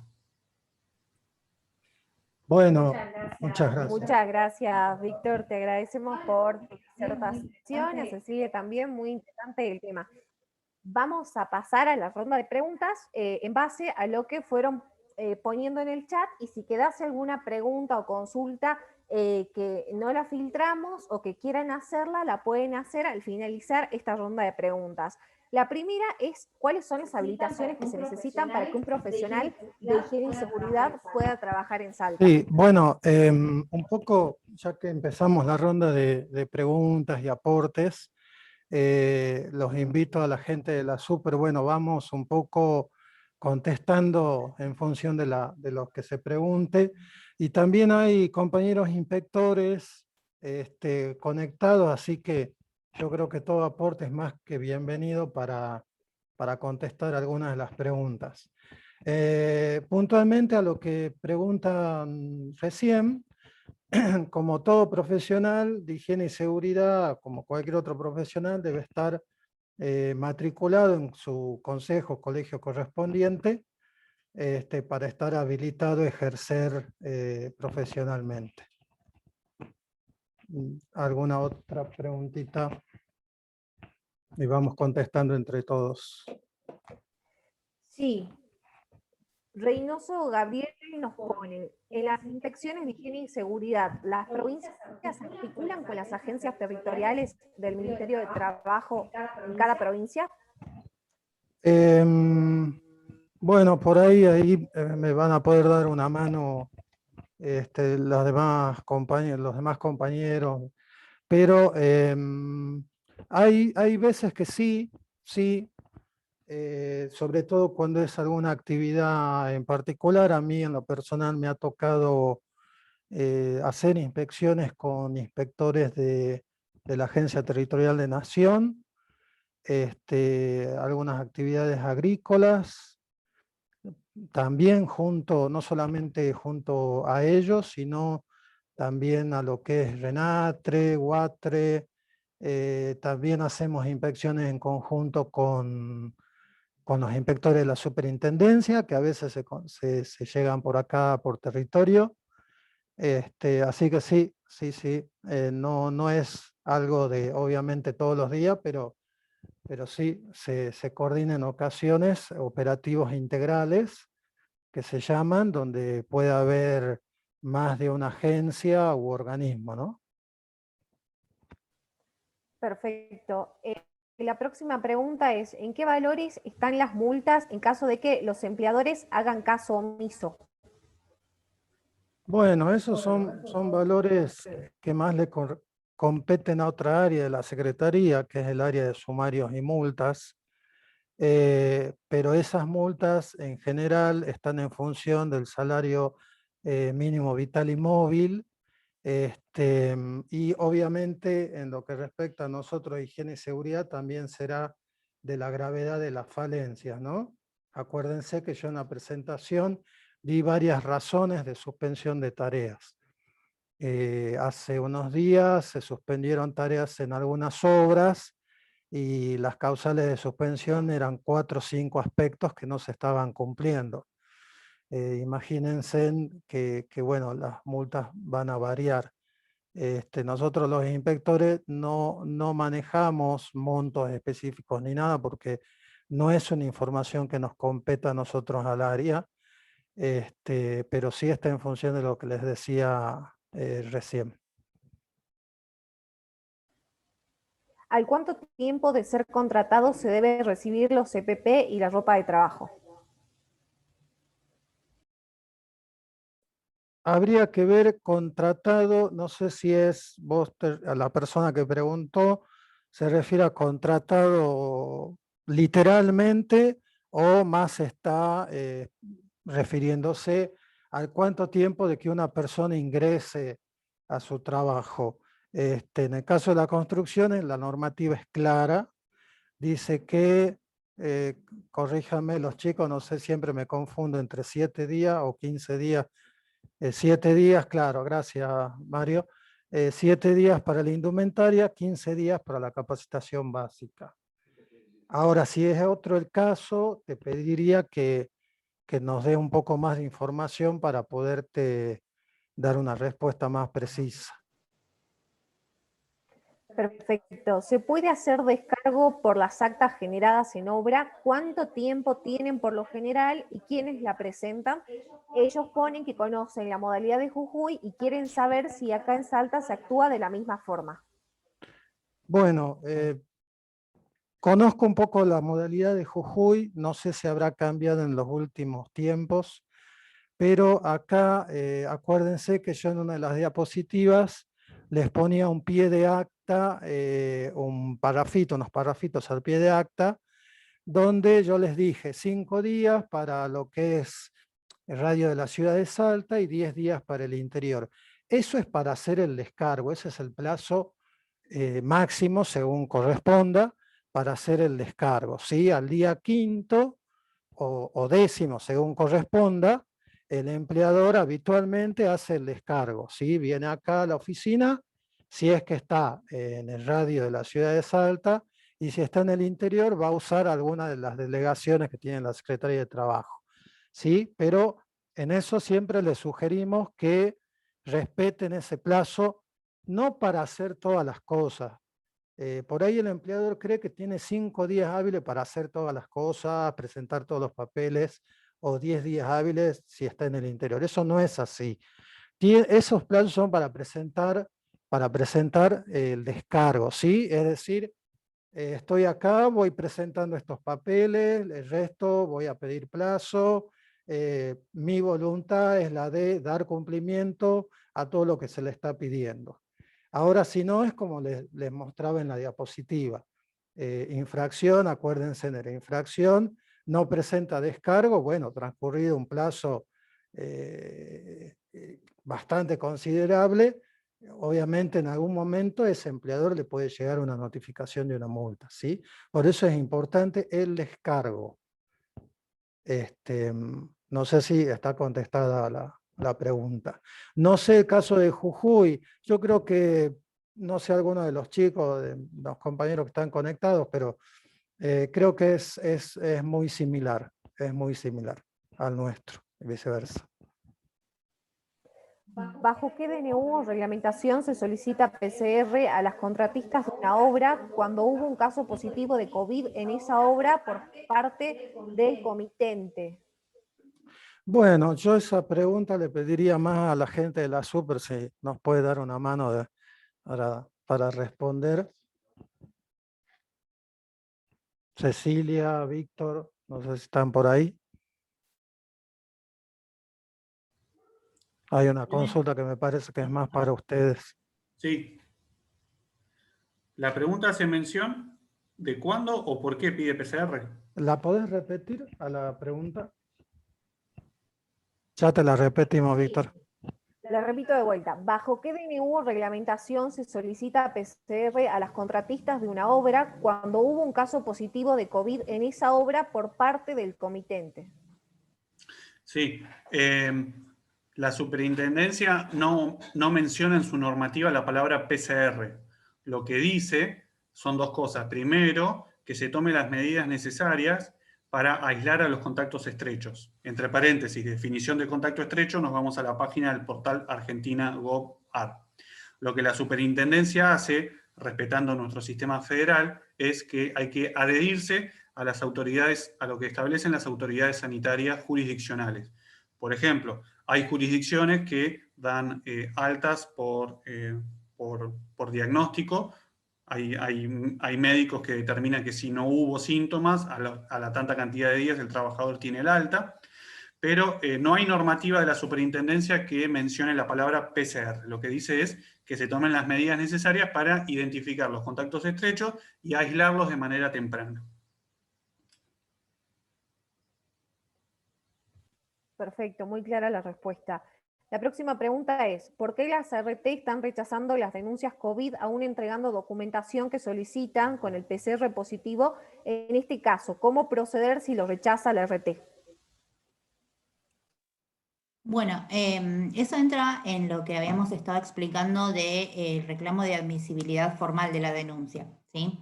El motivo por el cual la ART aduzca que no va a brindar la cobertura es independiente, ¿sí? Ante la primera notificación que tengamos, ante la toma de conocimiento de que no están aceptando la denuncia, el procedimiento es ingresar el reclamo por admisibilidad formal.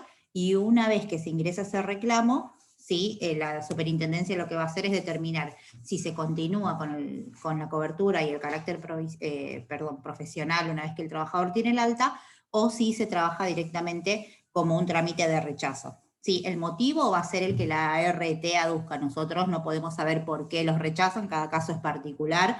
Por lo general suele ser por algún tipo de cuestionamiento sobre la denuncia, pero si no es así, ingresamos o sea, no importa cuál es el motivo, pero ingresamos este reclamo para poder habilitar la vía administrativa, ¿sí? Y que se resuelva y se contemple el contagio del trabajador. Perfecto. Si un empleador no se hace cargo de un empleado con COVID positivo que contrajo en la empresa misma, ¿cómo se actúa al respecto? Quien tiene que hacerse cargo es la ART, ¿sí? Siempre el paso es hacer la denuncia, ¿bien? O sea, si yo informo a mi empleador que estoy contagiada y ese empleador no realiza la denuncia, yo como trabajador siempre estoy en mi derecho, lo puedo hacer yo, un familiar, un compañero de trabajo, el delegado sindical, cualquier persona que tome conocimiento del hecho, como ante cualquier otra contingencia, si sea un COVID positivo o un accidente o otro tipo de enfermedad profesional, siempre la denuncia es el primer paso, ¿sí? Si no la hace el empleador, la hace el trabajador damnificado o alguien que lo represente, ¿bien? Y una vez que eso comienza, bueno, se empieza a correr el circuito por el tipo de contingencia que sea o demás. Bien, la normativa dice que la obligación es del empleador, ¿sí? Pero si no lo realiza o tenemos inconvenientes, lo podemos hacer como trabajadores. Bien, después, obviamente, si hay algún tipo de reclamo contra el empleador o algo por el estilo, va a correr por una vía paralela, pero en primera instancia es iniciarlo con la denuncia. Perfecto. En caso de denuncia y pedido de inspección por parte de un sindicato, la Secretaría debería dar de alguna forma información aparte de la presencial.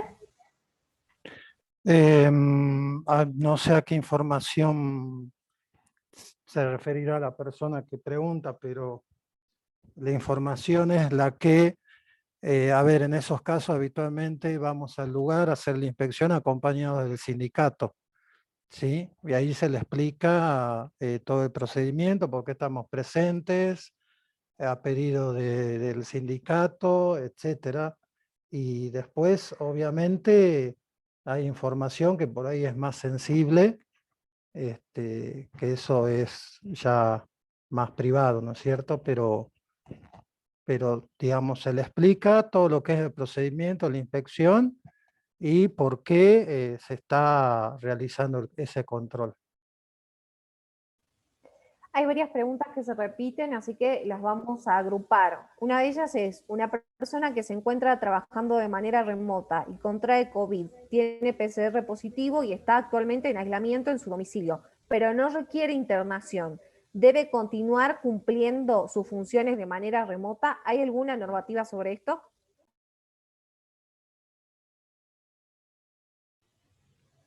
No, la persona que se encuentra transitando una enfermedad profesional se desvincula de sus responsabilidades laborales, indistintamente de su cuadro clínico. Si tiene o no síntomas es algo totalmente independiente a una constante que es la desvinculación de sus responsabilidades laborales cuando atraviesa una enfermedad profesional. Muchas gracias. Vamos con otra. ¿Hasta cuántos meses después de que te rechazaron la denuncia COVID se puede solicitar que la RT revea la denuncia? El reclamo, lo más conveniente es que se realice de manera inmediata, si apenas tomamos conocimiento. Los plazos que tenemos en tanto todas las contingencias es de hasta 2 años, ¿sí?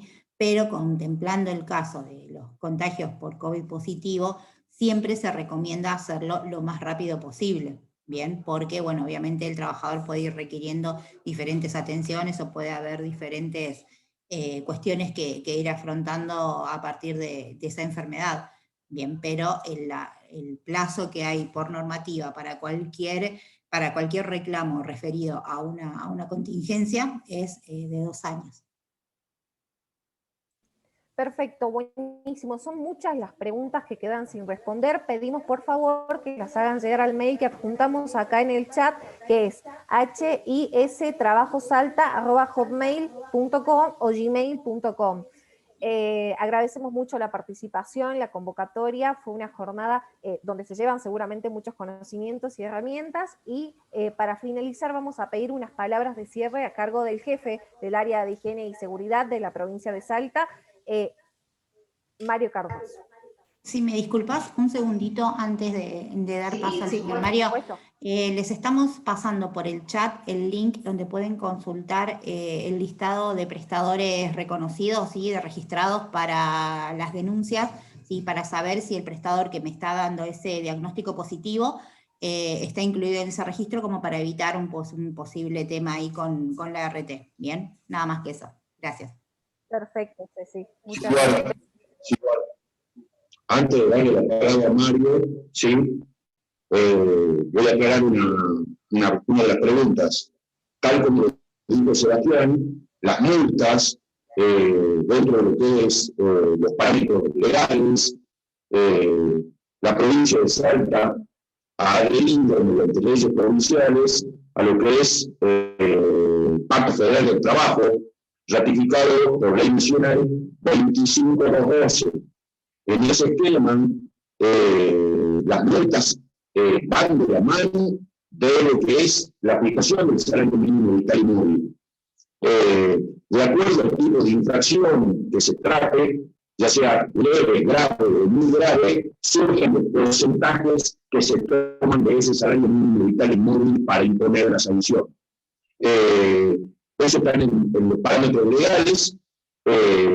Sí, decir algo que va de la mano específicamente de lo que será todos los incumplimientos de la normativa de salud y seguridad laboral, que de acuerdo al mismo pacto federal, las infracciones son consideradas de carácter grave o muy grave. La más gravosa de todas las sanciones por infracción en la de obstrucción a la tarea inspectiva o a la tarea de fiscalización o verificación que realiza la Secretaría del Trabajo. También quiero aclarar que Sebastián lo dijo, yo quiero ser más robusto en ese sentido. Realizamos juntamente con otros organismos la tarea de fiscalización. Lo llamemos la Agencia Territorial del Ministerio de Trabajo, Empleo y Seguridad Social de la Nación, la superintendencia, donde tenemos la visita de lo que son agentes fiscalizadores de la SRT, vamos con algunos otros organismos, entidades, en muchos de los casos acompañados por algunas entidades sindicales, en otros de los casos realmente las actividades las estamos realizando de oficio o por requerimiento de la superintendencia, que nos ocupa gran parte de la actividad fiscalizadora en el área de higiene y seguridad. En cuanto a los parámetros de la multa, como lo dije, va de la mano pura y exclusivamente de lo que es el Pacto Federal del Trabajo y las certificaciones que la provincia de Salta ha hecho de la legislación específica.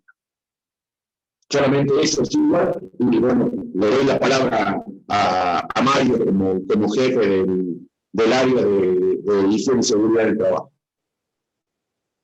Perfecto, cedemos la palabra entonces al señor Mario Cardoso. Bueno, más que nada agradecerles por la convocatoria.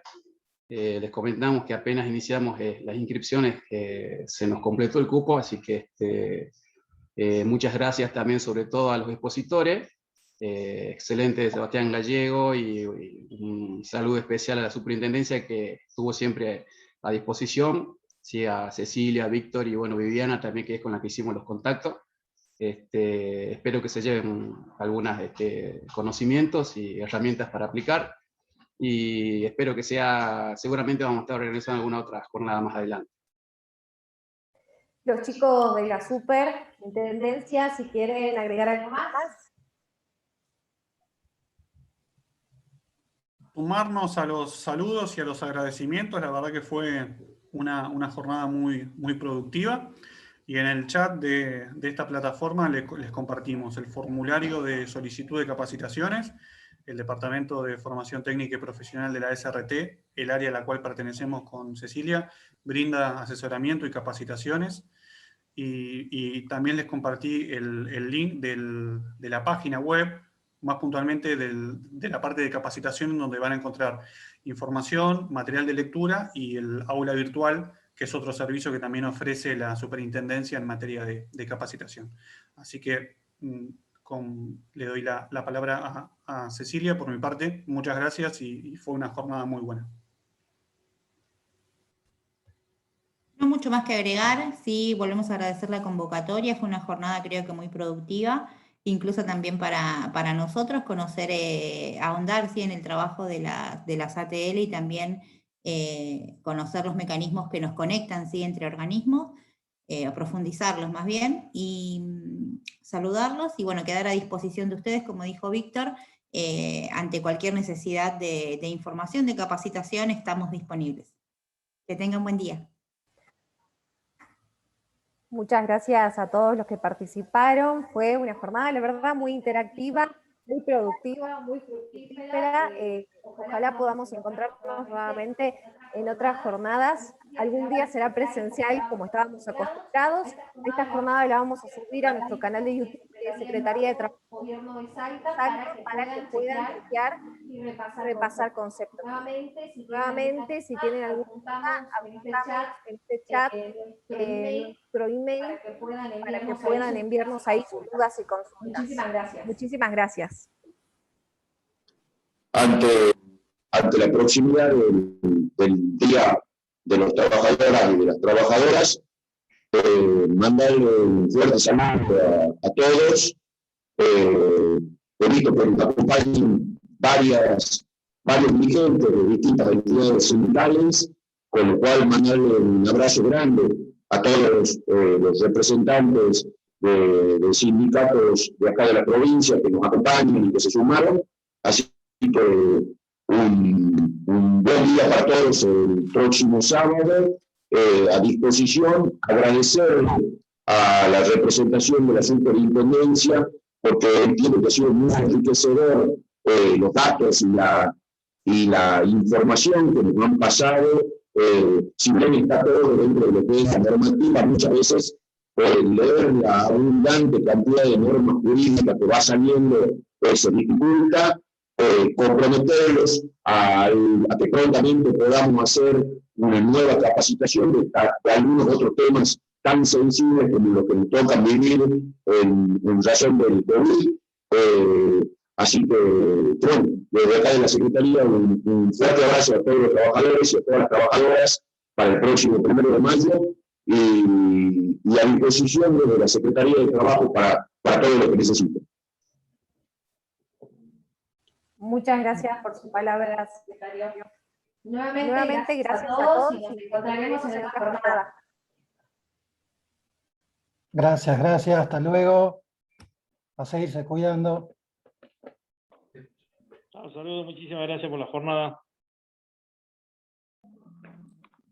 Feliz Día del Trabajador para todos. Feliz día para todos. Igualmente, feliz día para todos.